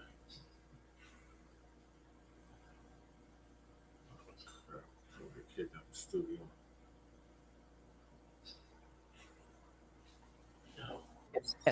You don't need RFK to fill it. And then if you got someone who was a Trump supporter who said, look at Luke Rudkowski, he's like, Trump will not accept responsibility over the mandates and the vaccine stuff. Fine. But Luke's certainly more likely to vote for the Libertarian Mises Caucus candidate than RFK Jr. Now, we've talked about a potential Trump RFK ticket because that might be like a unity ticket that could actually work. I still don't see that as even being possible. I mean, especially like, well, obviously RFK Jr. is running as an independent, but also because they're ideologically opposed. Here's the New Republic leftist website. They say, Republican fears around RF Kennedy's recent party pivot appear to be coming true. In a potential three-way election, RFK's influence over independents would give Joe Biden a 7 percentage point advantage over Trump, according to a new poll by NPR, PBS NewsHour, and Marist. So you're telling me that among independent voters, they would vote for Trump were it not for RFK Jr. What policies are shared by these two men? No, I mean that seriously. Donald Trump screams and raves about the vaccine success. RFK Jr. opposes the vaccines. Donald Trump, anti-woke. RFK Jr. woke. What is it? So tell me what it is. These independents, on what issue would choose Trump over RFK or RFK over Trump? The argument is, or over Biden, right? I suppose you can make the argument that Biden is such a terrible candidate that they would vote for anything, even Donald Trump, over Joe Biden. Okay, I guess, but I don't see that being enough. I think that is silly and absurd. But we also have this one from the Huffington Post. I love it. RFK, Robert F. Kennedy Jr. is destroying Donald Trump's election chances, poll says. Look, there have been several polls showing it go back and forth, right? So it could be. Who knows? They say third-party candidate RFK is on track to push Joe Biden to an easy victory over Trump, according to a new poll. Since Kennedy announced he was leaving earlier this month, blah, blah, blah, they said the same poll. They say if the election were held today, Biden would snag 44% of the vote to Trump's 37%, followed by Kennedy's 16%, with 3% undecided. They're claiming Kennedy's going to get 16%. 16 in the general. I just got to tell you right now, that's insane, okay? Dude's polling around 14 to 15 among Democrats, which means he's going to be scoring maybe 5, 6, 7% in a general if he does. And why would Trump voters vote for RFK Jr.? Now, maybe single issue voters that only care about vax mandates, possibility. But you're telling me that those people would vote for Donald Trump over Joe Biden? The argument is that Trump and Biden were both in favor of the lockdowns. In fact, Trump started it. So that doesn't make any sense. What other issue does RFK Jr. have that someone would vote for Trump over if RFK wasn't around? RFK Jr., woke. Trump, not woke. So with no RFK Jr., you're saying these people who are woke are going to be like, I guess I'll vote for Trump over Biden. That makes no sense. War? Maybe. Donald Trump being no new wars, they'd go for RFK Jr. I just don't see it. Plus, RFK Jr. has been in favor of, Green New Deal type policies and gun control. This is the weirdest thing to me. But maybe it's just propaganda. They are desperately trying to get this narrative out there. For some reason, don't ask me, I honestly just don't. I don't get it. Kennedy, whose anti-vaccine views have appealed to some conservatives, is simply siphoning off more votes from Trump than Biden. I don't see how. With the political sign on the ballot, Biden loses 5 points. Trump loses 10 among Republicans. Ow! I love it, man. I love it. Kennedy, who's gotten significant airtime on Fox News and other conservative outlets, has been denounced by his own family. Although it's always tricky to assess the impact of a third-party candidate, right now, Kennedy alters the equation in Biden's favor. Lee M. Miringoff, director of the Marist College Institute of Public Opinion, said, what this does speak to, however, is that 1 in 6 voters are looking for another option, especially independents. It may be something basic, that people hate Trump and Biden, and they're just voting for RFK because he's a Kennedy. That's a fair point. Yep. But what I've heard from many people of liberal families is that many of these older Democrats love the Kennedys. And that's a Democrat poll. Now, if it's true that a lot of ex-Democrats join the Republican Party, they may also want to vote for a Kennedy. That I could see the argument for.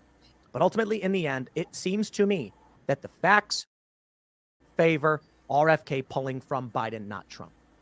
I'll leave it there. Next segment's coming up at 8 p.m. over at youtube.com/TimCastIRL. Thanks for hanging out, and I'll see you all then. Yeah, so that was Timcast. I guess he's a Republican, or leaning that way. But either way, that was his commentary. So I think RFK is getting the memo that black voters are fed up with the Democratic Party. And if he even stands a chance of winning in 2024, he needs to jump on that bandwagon. When they kept saying woke, that just means black. Anything black related, black issues, black people in general, that's what that means. So when he kept saying that RFK was woke and Trump wasn't woke, that's what he was referring to. So I actually pulled up RFK's website. I'm going to show y'all it. It's under Kennedy 24, right? So he got a section called racial healing. Under it, he got civil rights. Nearly 60 years after the Civil Rights Act, the condition of black people in America is better in many aspects. How? How's it better? However, in terms of income, wealth, education, infant mortality, home ownership, incarceration, health, and life expectancy, they still lag behind the rest of the population. Robert F. Kennedy Jr. believes that this is an unacceptable situation is a result of unhealed legacy of racism in this country. Racism, but not white supremacy. We must take direct action to remedy it, and not only for the sake of black people, but for the well-being of the entire nation. So it sounds like one of them lift alls, right? He will appeal not to guilt and blame, so not shame, blame, and explain, but to the conscience of Americans of all races who want to repair the wounds of history. Here are some of the policies he will adopt to accomplish it. One, targeted community repair. Two, prison reform, because we're just all a bunch of criminals, right? Thanks to Hyde and Biden. Police reform. This is a nothing burger. All these are nothing burgers, by the way. Number four, working class, working poor. Somehow that's supposed to pertain to us. No. Black people are disproportionately represented amongst the working class. RFK Jr.'s policies to uplift. So you're talking about racial minimum wage nationally. No, that's not going to benefit us specifically.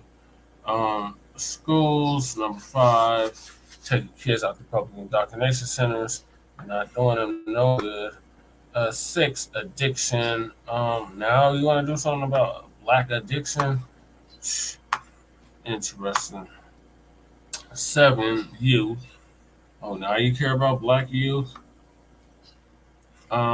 Eight, free ID for all. Okay. Free passports for Americans. I guess I got a video about this shit. Let's watch the video. One of the things that I've tried to do in this campaign is to identify innovative, common sense solutions to some of these apparently intractable problems that keep the political parties at each other's throats. So tonight I want to describe a win-win-win policy that could solve two of the principal issues that are keeping the political parties apart. One of those issues is the wave of illegal immigration that is currently coming across the border. The other issue has to do with the integrity of our electoral process and the guarantee that every American should have a right to vote. So what could be a solution that would solve both of those problems? The answer to that question is to make passport cards free. A passport card is a picture identification that is issued by the federal government that can be used as a substitute for a passport. It's an accredited federal ID. They are issued by every one of the 33,000 federal post offices in our country. Almost every American has a post office within easy driving or walking distance of their homes. Currently, those passports cost $65. And for many Americans, and especially poor Americans, that price tag puts passport cards out of reach. Making passport cards free will solve another important problem. And that problem is that millions of Americans today are living as second-class citizens because they do not have a government-issued photo ID. Without a passport or driver's license, you can't open a bank account. You can't board an airplane, you can't check into a hotel, and you can't visit your child at school. If you can't open a bank account, you cash your salary check at a check cashing operation that could take as much as 10% of the value of that check. Shouldn't we all be concerned that the difficulty in accessing a government-issued photo ID has left millions of Americans at the mercy of check cashers and payday lenders, an $11 billion industry? In the interest of pure fairness, we need to make sure that every American can obtain an ID. And I'm not talking about a new form of universal or mandatory identification. In fact, this proposal removes the incentives and nullifies the arguments of those people who've been urging universal mandatory IDs or vaccine passports. Rather, we just make passport cards available to every American who can't afford them, and we assist them in obtaining the necessary paperwork. No one in this country needs to be a second-class citizen. And then there are the two other benefits to this plan. Voter ID laws will no longer be unfair to people who cannot afford or obtain an ID. That's why it will please liberals. My friends, the civil rights leaders Andrew Young, Al Sharpton, and Martin Luther King III are all supporting this proposal. Conservatives will be happy because this proposal goes a long way in fixing our broken electoral system. And everyone will have to prove their identity before they vote. The second benefit is that we can now make employers accountable for hiring people illegally. And that alone will stem the flood of illegal immigration into this country. If you can't find a job in this country, and everybody in the world knows that, then there's no incentive to come here illegally. Right now, employers like construction firms almost never require that prospective employees show a photo ID. And it would be impractical to do so, since so many of the working poor in this country don't have an ID.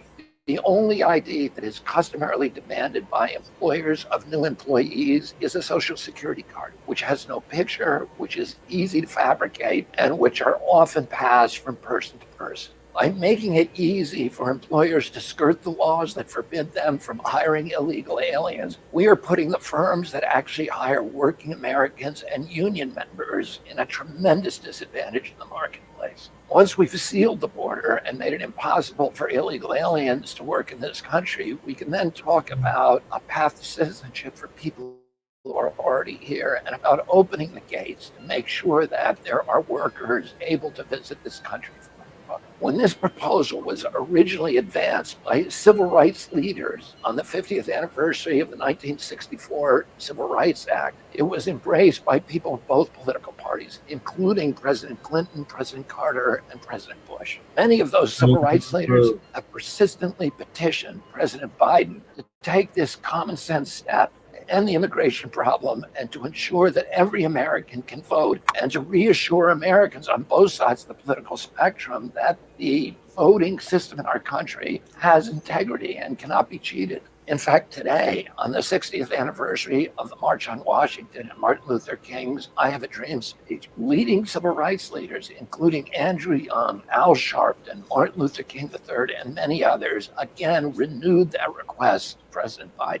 And yet President Biden has refused.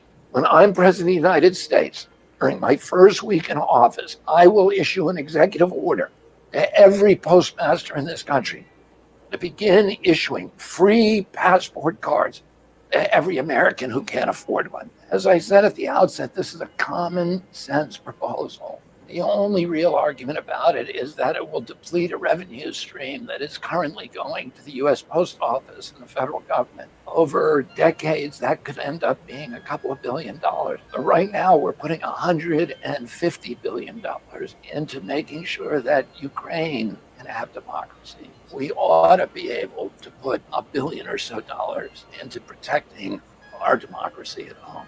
I ask all of you to give this proposal careful consideration and your support, and write to President Biden and ask him to do the right thing prior to the 2024 election so that every American can vote and that the election has integrity. Yeah,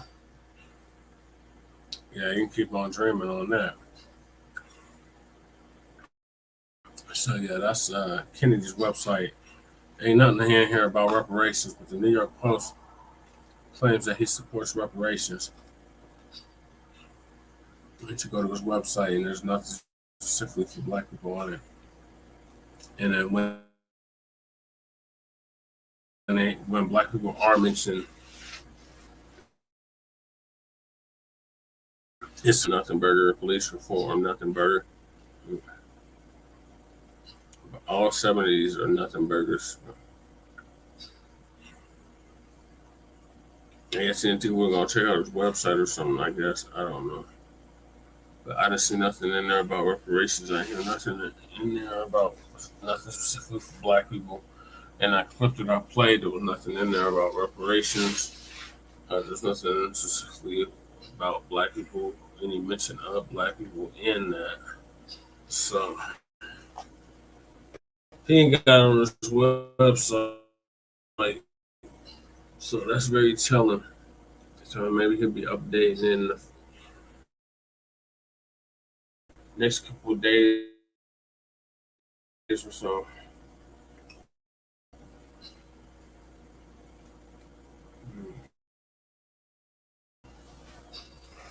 All right.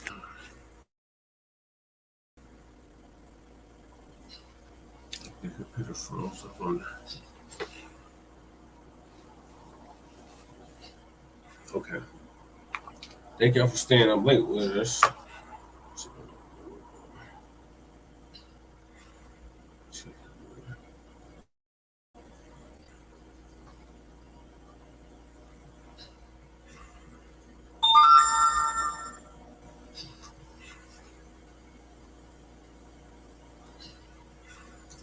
So we're gonna move on from that. We're gonna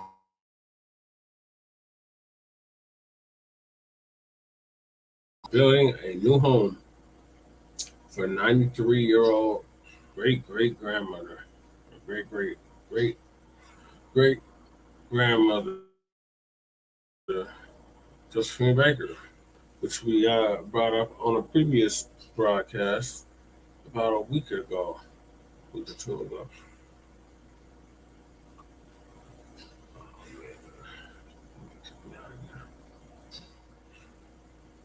Okay.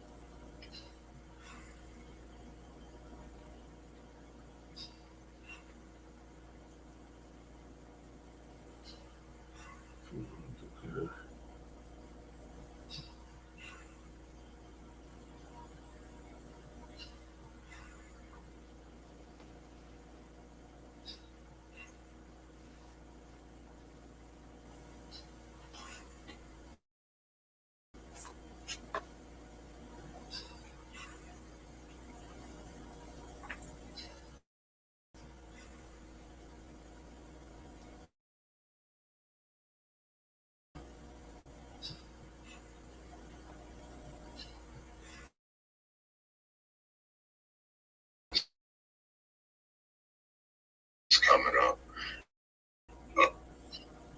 Okay. No. I think it's good. It's coming up. Okay.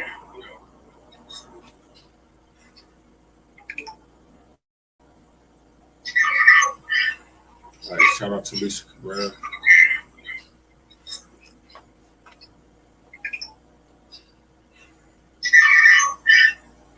Shout out to Lisa Cabrera.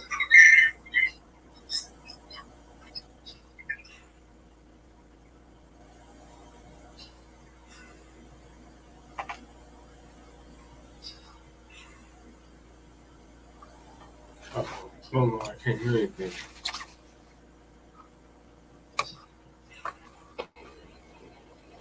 Shalom, family. It's good to see everybody. Hope everybody's having a wonderful evening. I really do. So, if you have been following my channel, you know I've done several stories on Josephine Wright.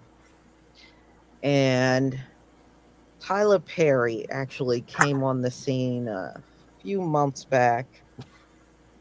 And, a lot of people have been throwing their support behind her.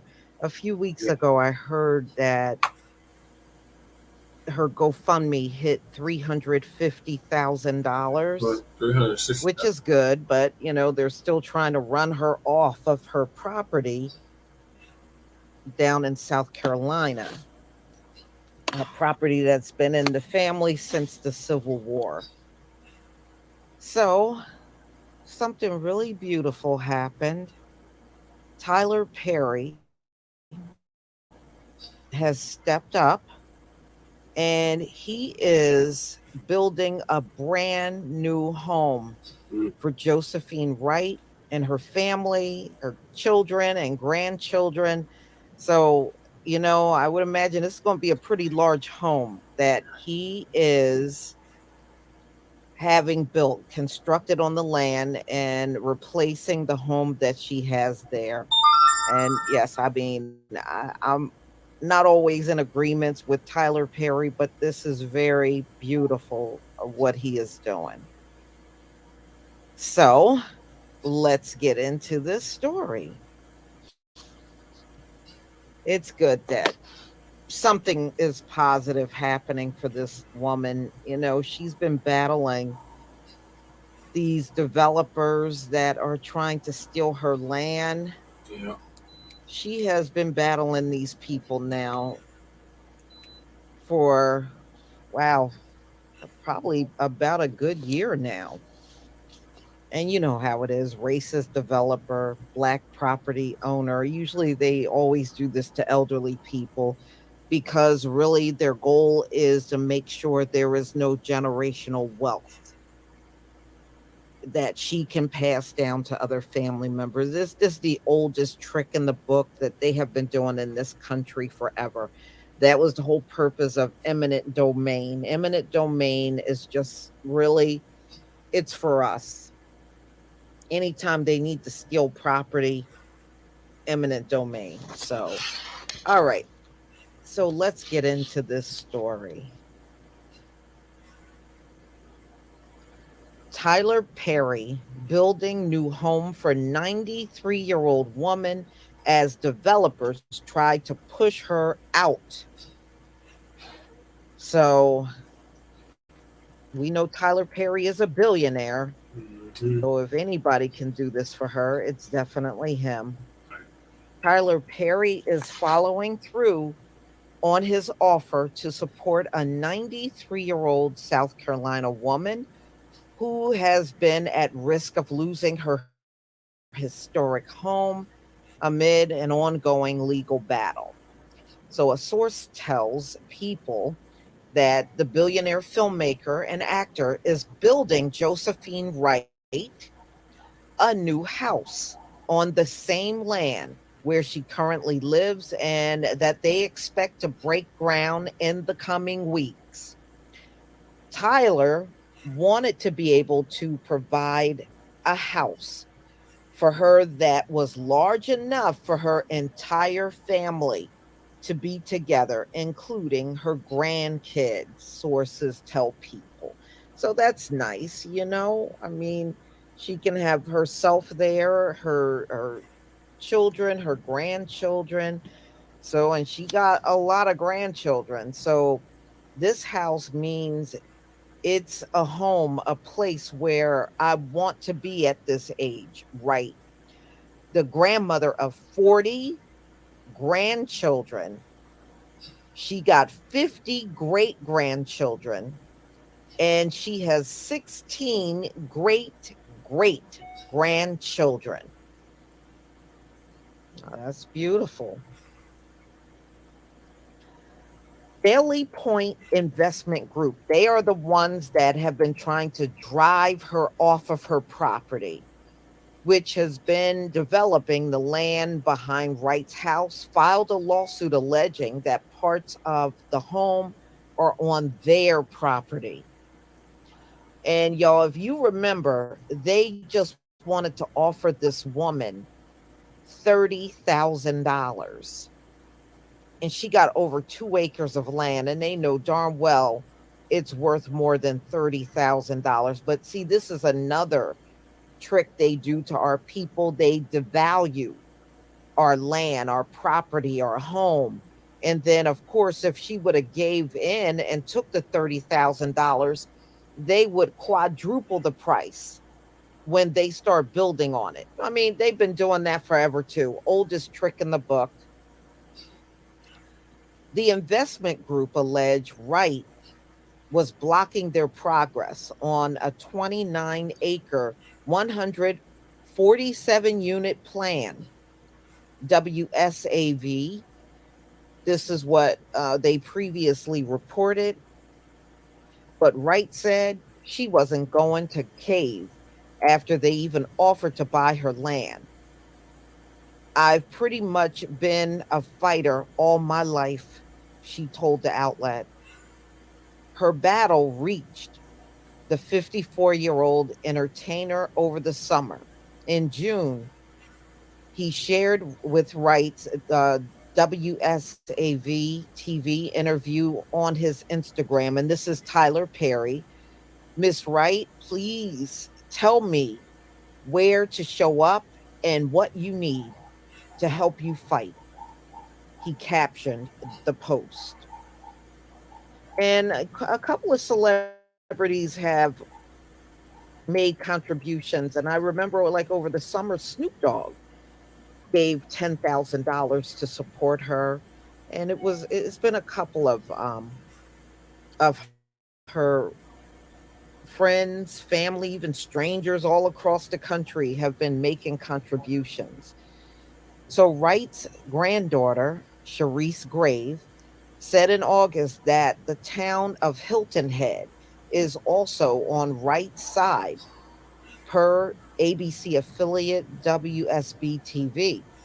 The town of Hilton Head, standing behind one of their own, has denied the development company's request to move on to the next phase of construction until this matter with my grandma, Josephine, is resolved. So far, there have been no word from the development company, Graves wrote. Grandma Josephine is overwhelmed with gratitude from the support she's received from all over the world. Now, if you remember in the stories that I did previously, they have been trashing her lawn and her property, just trying to do little nasty things that they think will make her just up and move. And she has not moved. I have a lot of respect for this woman. She has dug in for the fight.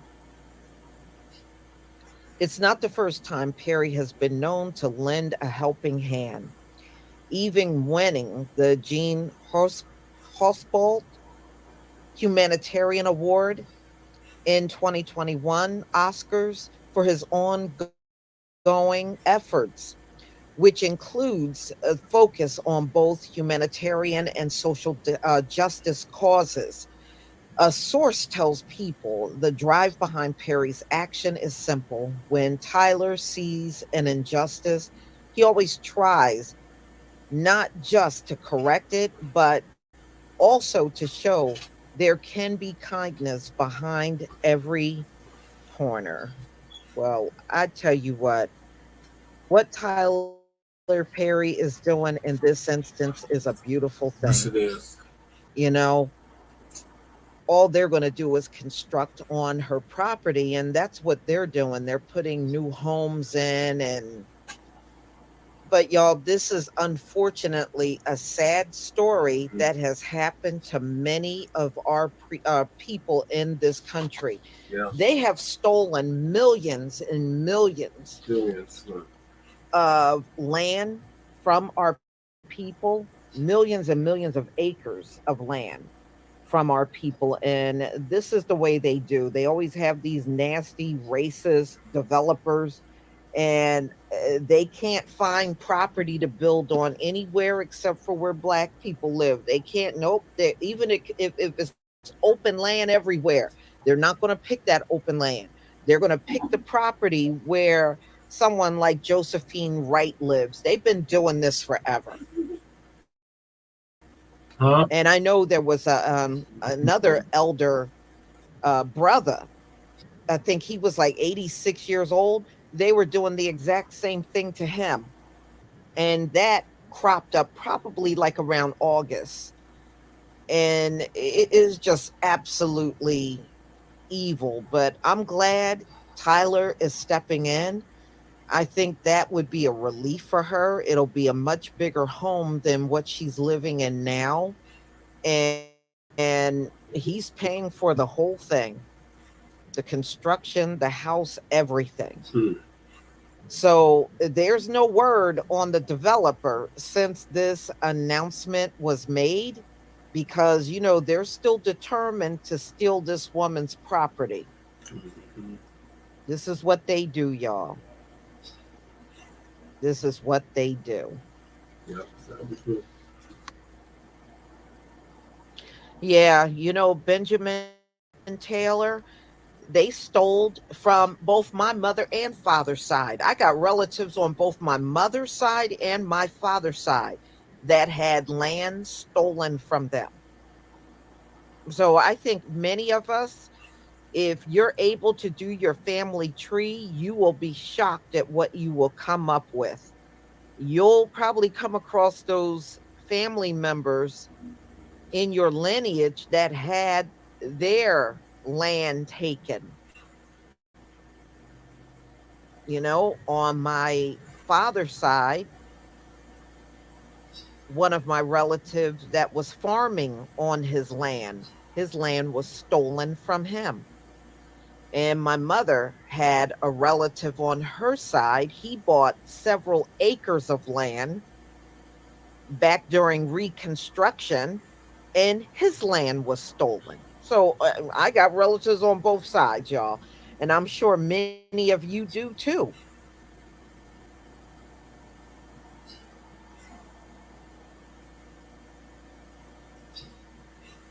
Yeah, they always try to act like, oh, why don't you just leave? No, we don't have to leave every time y'all come sniffing around our land.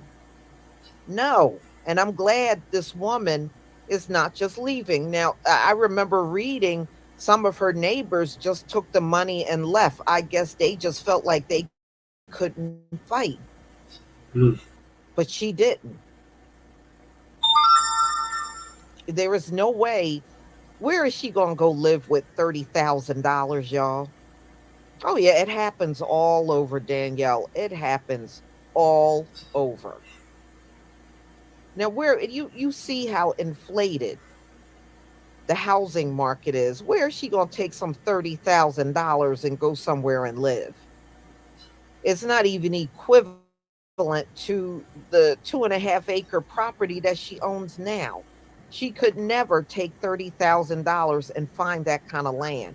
And then you're not even talking about getting a house put on the property. I mean, they insult our intelligence and act like we don't know the value of our property because they choose to come around and try to devalue everything that we have. I mean, if anything, they need to devalue some of these houses on the market that they have that really inflated and not worth the money that they're asking for. Right. It's ridiculous if you look at the housing market now. Mhm. What they're asking for these houses, they're not even worth that amount.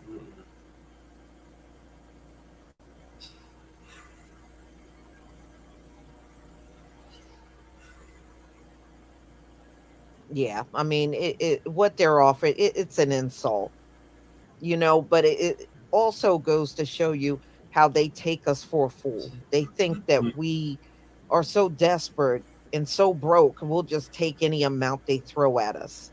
It's not like that for everybody at all.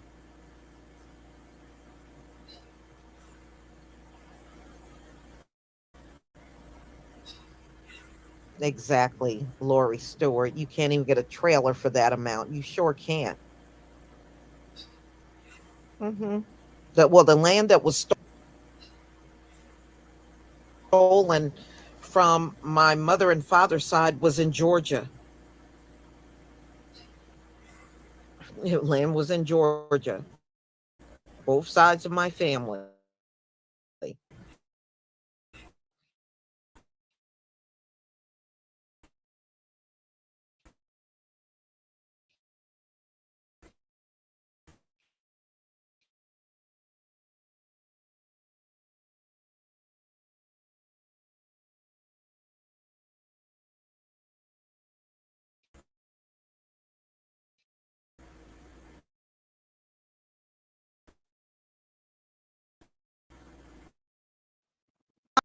Wilmington, North Carolina, where they had a riot and many of the black people were or they were drawn, drove out of the land they had. And to this very day, a town that was once black is now all white because the white people went in there and not only did they steal the property, they stole the homes, they stole the livestock, they stole the bank accounts, they stole the businesses that these black men and women established in town. They stole everything. And if you go look up the stories on Wilmington, North Carolina, because their descendants are fighting for all of that property back, they don't have a deed for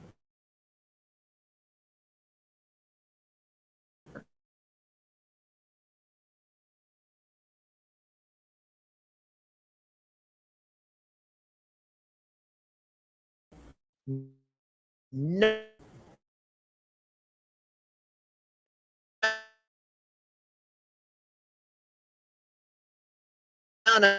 of it.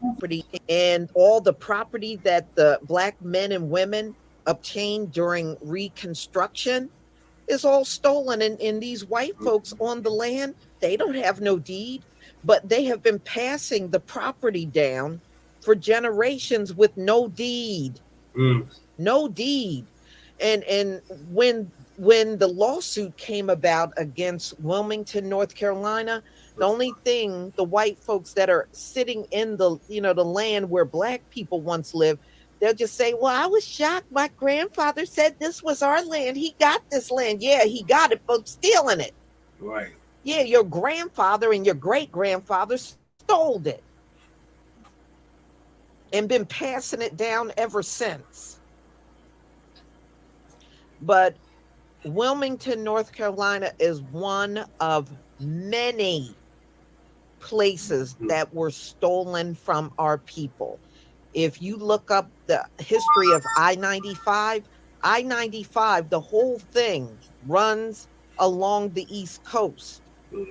And that all of that was once black towns that they bulldozed down and stole the land and built that major highway, I-95.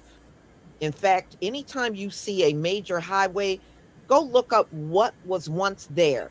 9 times out of 10, it was a black town. Right. So they did that for 2 reasons. Number one, they stole the land, bulldozed down all those black towns, so you never know. And it's just a way for them to disconnect you from your history. Oh, there was nothing there. There were towns all up and down I-95 that you just build a highway on top of. Don't want us to know we had a real history. We had a real heritage.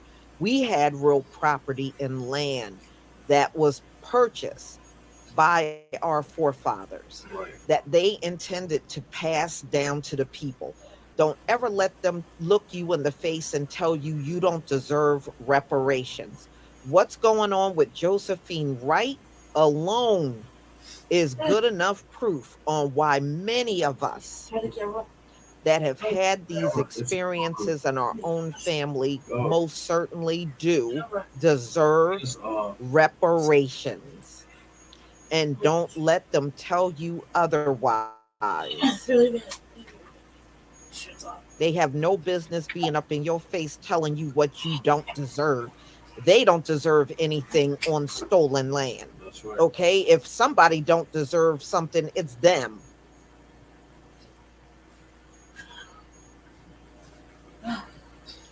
Yep, I agree. So y'all, that's all I wanted to do was just update you on this story. I hope that everything goes well for Josephine Wright, especially when the new house is constructed on the land. Yes. So, I mean, good for her. I'm glad she hung in there, and I hope she continues to hang in there and fight. And I hope the support for her just keeps growing and growing. And I prayed that her $350,000 that was raised through GoFundMe, I hope that turns into millions of dollars for this woman and her family. She definitely deserves every ounce of it. Y'all, I have another one, premiere coming up at midnight. Robert Kennedy Jr. just came out and said he is for reparations. So, you know, I kind of grill it in there. I don't just get all gleeful and excited because I'm not. You got to show us a plan. You got to show us how you're going to give us reparations if you're able to get in office. We ain't going to just take your word on it. Anybody can support reparations. It don't mean that you're going to do something about it. So we want answers on how you intend on getting this done if people vote you into office. So that's coming up in a premiere at midnight. I hope to see each and every one of you there if you're able to be up. I know, you know, some of you may not like to be up late, you know. I don't work anymore, so I got time like that, so I can be up. So I hope to see you all there. Oh, it gets interesting. Not only is RFK Jr. for reparations, Cornel West has now stepped up and claimed he's for reparations. And we haven't heard the word reparations from Cornel West since he announced his run for the presidency. So, y'all, it's really interesting. Just be there so you can be the first to hear all about it.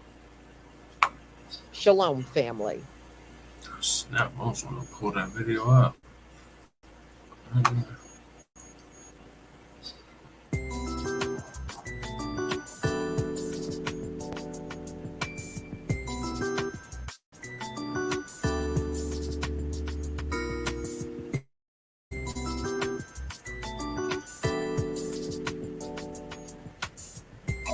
Yeah.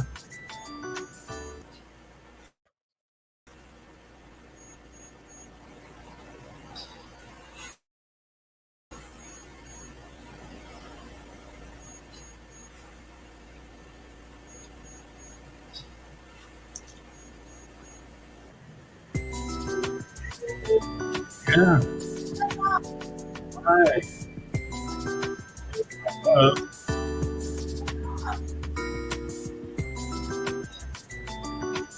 I'll do it right after this.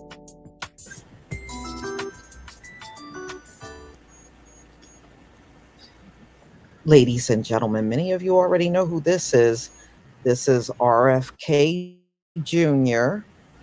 Well, he recently came out in the media to say he is in favor of reparations. Carving out lane to Biden's left. So, you know, my question is, do you have a plan? What do you intend to do to get reparations through? I don't want to just hear they're in favor of reparations. What are they putting on the table to ensure that we get those reparations? You know, being in favor of it, that's a bunch of nothing. Right. Okay, we are tired of getting a fistful of nothing. What are you going to put on the table if you believe we should get it? I don't give a rat's behind that this is a Kennedy. I could care less. Independent presidential candidate Robert F. Kennedy Jr. supports issuing reparations to the Black community, making him the most prominent 2024 candidate in favor of the controversial policy meant to atone for slavery and legal segregation. President Biden has largely been silent. No, he's already came out and said he's not for it. Okay, we all know this. Him and Kamala have already come out to say they were not for reparations.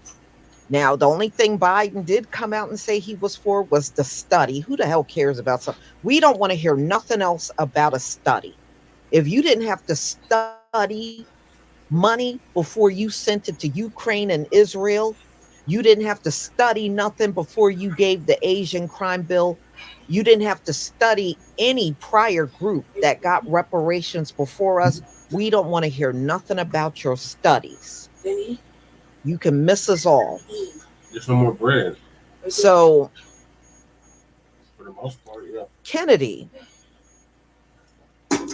You know, he recently left the Democratic Party to become independent. He did this pretty recently. And, you know, Yeah. these candidates, ladies and gentlemen, are listening to what we're saying on social media. And Robert F. Kennedy Jr., he's listening to us too. He knows what we're out here talking about. Now, I don't want it to be a situation where he's just trying to pluck votes away from Joe Biden, but at the end of the day, he really ain't going to do a thing. See, unfortunately, there is no track record of anybody going into office and going strong and hard for reparations. So, yes, I got to feel the way that I do. So, he has spoken out in favor of issuing federal dollars to rebuild Black infrastructure like banks and businesses, as well as direct redress payments or tax credits, rather than strings of cash giveaways. Why? You're giving that to immigrants. In fact, you can't give enough cash to Ukraine and now to Israel and the immigrants and everything. You even gave funding to the Asians when that hate crime bill went through for them. Y'all seem to have real deep pockets for everyone else, but when it become us melanated folks, all of a sudden, you know, you don't have even a lint ball in your pocket. So anyway, communities that were specifically targeted for destruction need to be specifically targeted for repair, he said on his campaign website. During Jim Crow, Black banks, businesses, hospitals, schools, and farms were targeted for destruction. Racists knew that without these, the Black community had no chance of building wealth. We must set federal dollars aside to rebuild Black infrastructure. Well, you have to know it's not reparations unless it's cash payments. Cash payments. We don't want to hear about programs because it sounds like that's what he's leading to. All right? No, we need cash. If it's not cash, it's not reparations, plain and simple. So he goes on, and I did not say programs, y'all. Listen, these programs complement direct redress payments or tax credits to the descendants of the victims of Jim Crow and other victims of persecution. The pledge continues. Well, who are these other victims? And it's not just Jim Crow. We were the primary target during Jim Crow, and we're just like Jim Crow was still here because we're still the primary target. So what other people are you talking about? See, oh man. Yeah, he got to tighten up that language. Okay, let me go on. So this is what he said. So RFK Jr. will find ways to offer this redress that are legal, fair, and win the approval of Americans of all races.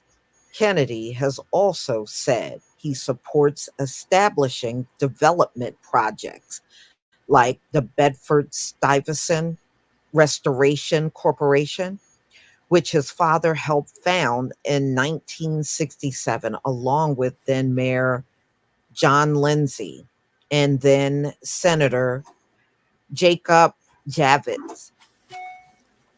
Those actions are less likely to contribute to the polarizing between Blacks and whites because it benefits everyone, even people who are Trumpers. Everyone wants business to work and to flourish. Kennedy Jr. told YouTuber Matt Hoffa in a July interview. Well, the everyone talk, y'all got to get away from that as politicians.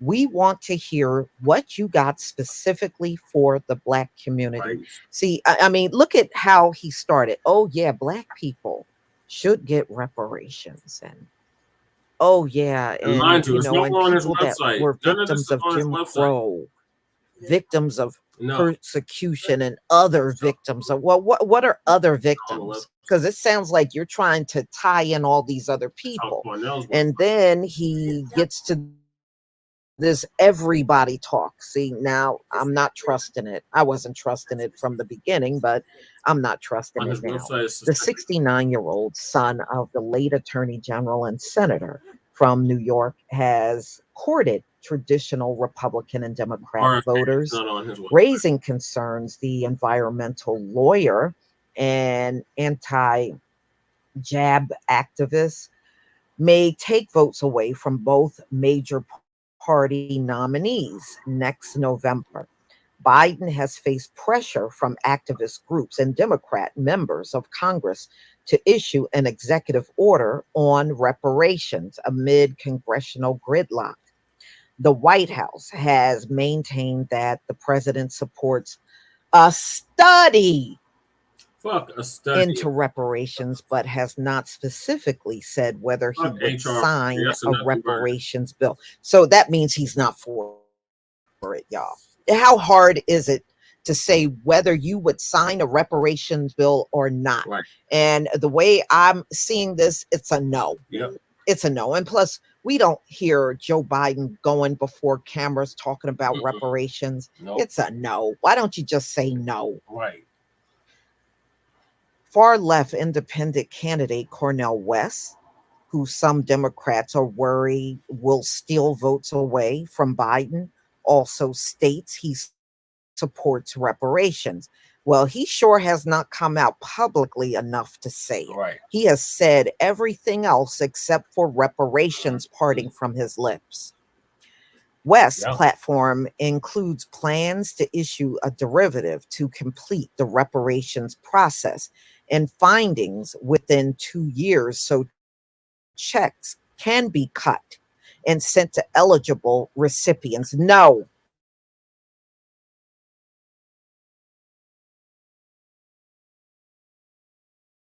No. Uh-oh. Yeah. These reparations, if we are, you already have records on who was born and raised on this soil. Yeah. No. Because then there'll be rules. Yeah, we lawsuits. Because they're disqualified under the lineage based on. That's what she's gearing at. Oh.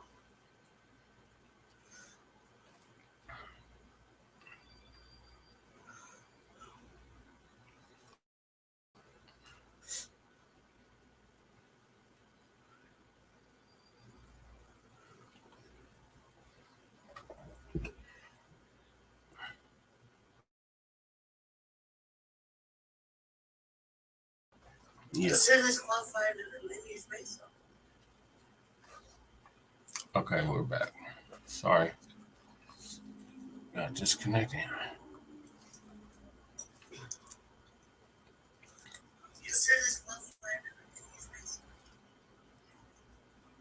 Okay, we're back. Sorry. All right, we're disconnected.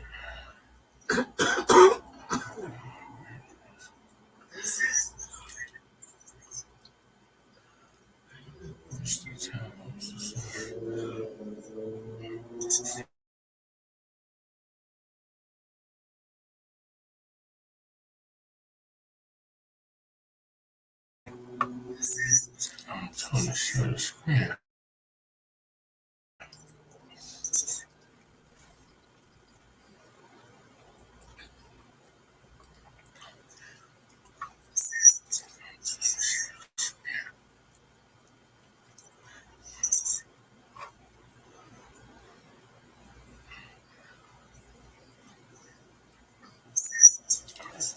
Computer.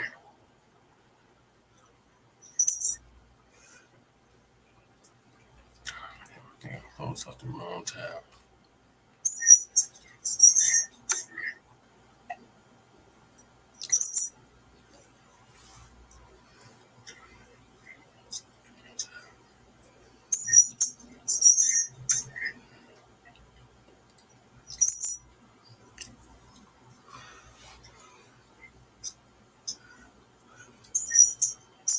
Sorry, Black Phone, we're having technical difficulties.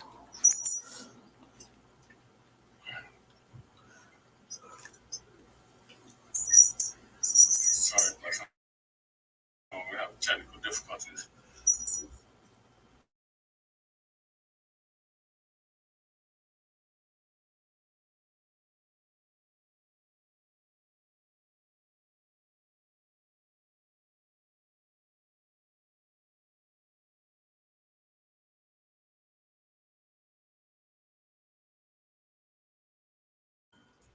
Okay.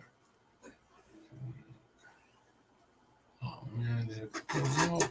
Damn it. This whole website up.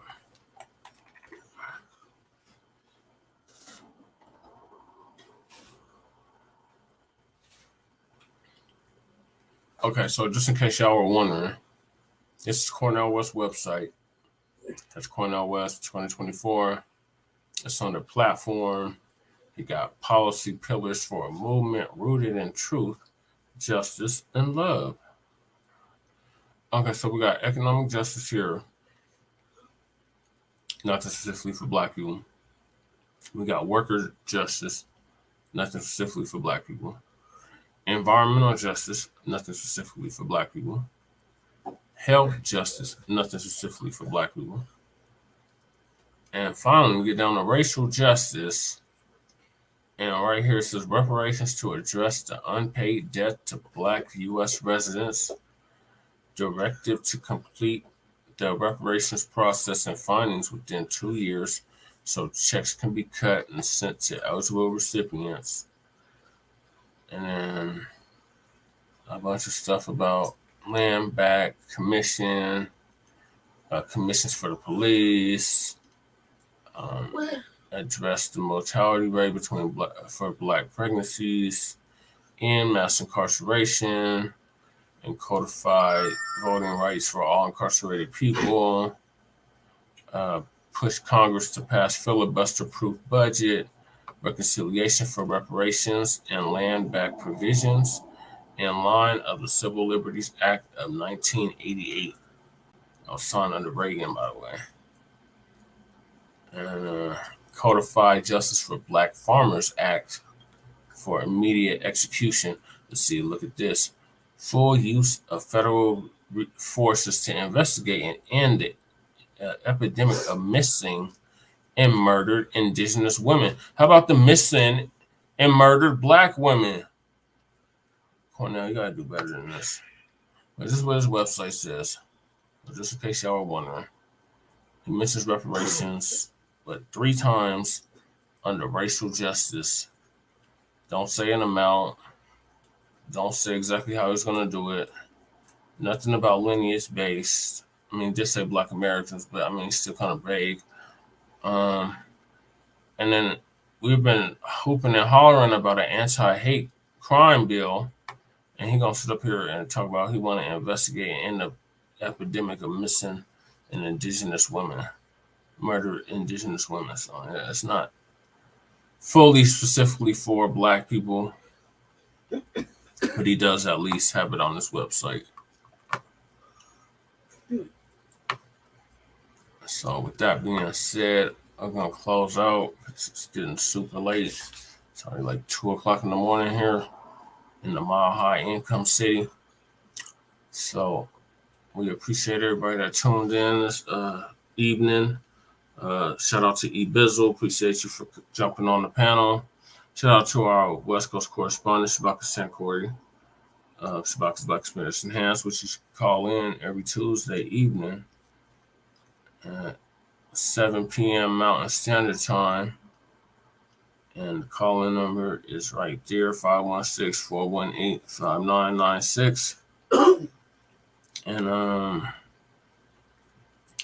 make sure you like and subscribe to all of our platforms, Front Line Blacc News, The Revolutionary Agenda, both on YouTube and Facebook, and Shabaka's Black Experience Enhanced on Twitter, now X, at Shabaka EXP. So stay black, stay dangerous. Lady Che was here. She is here. Do you have anything you want to tell the people, Lady Che, before we close out the show? No. No. Not right now. No, not right now. Just thank you for viewing and thank you for watching Front Line Blacc News and all of our other programs we participate in. Yes, and shout out to the Arena Uncensored. Should be doing a show this Monday. Shout out to MD 2020. Should be doing a show this Monday as well. Shout out to the viewers that tuned in from Politics for Blacks and the other platforms that were this broadcast, this show was streamed on. So stay black, stay dangerous, stay empowered. Keep your head on the swivel, Black family. We were at war. It's time we act accordingly. Stay vigilant. So stay black, stay dangerous, and stay empowered. We will see you on part 2 of the Front Line Blacc News Season 3, Episode 29. Peace.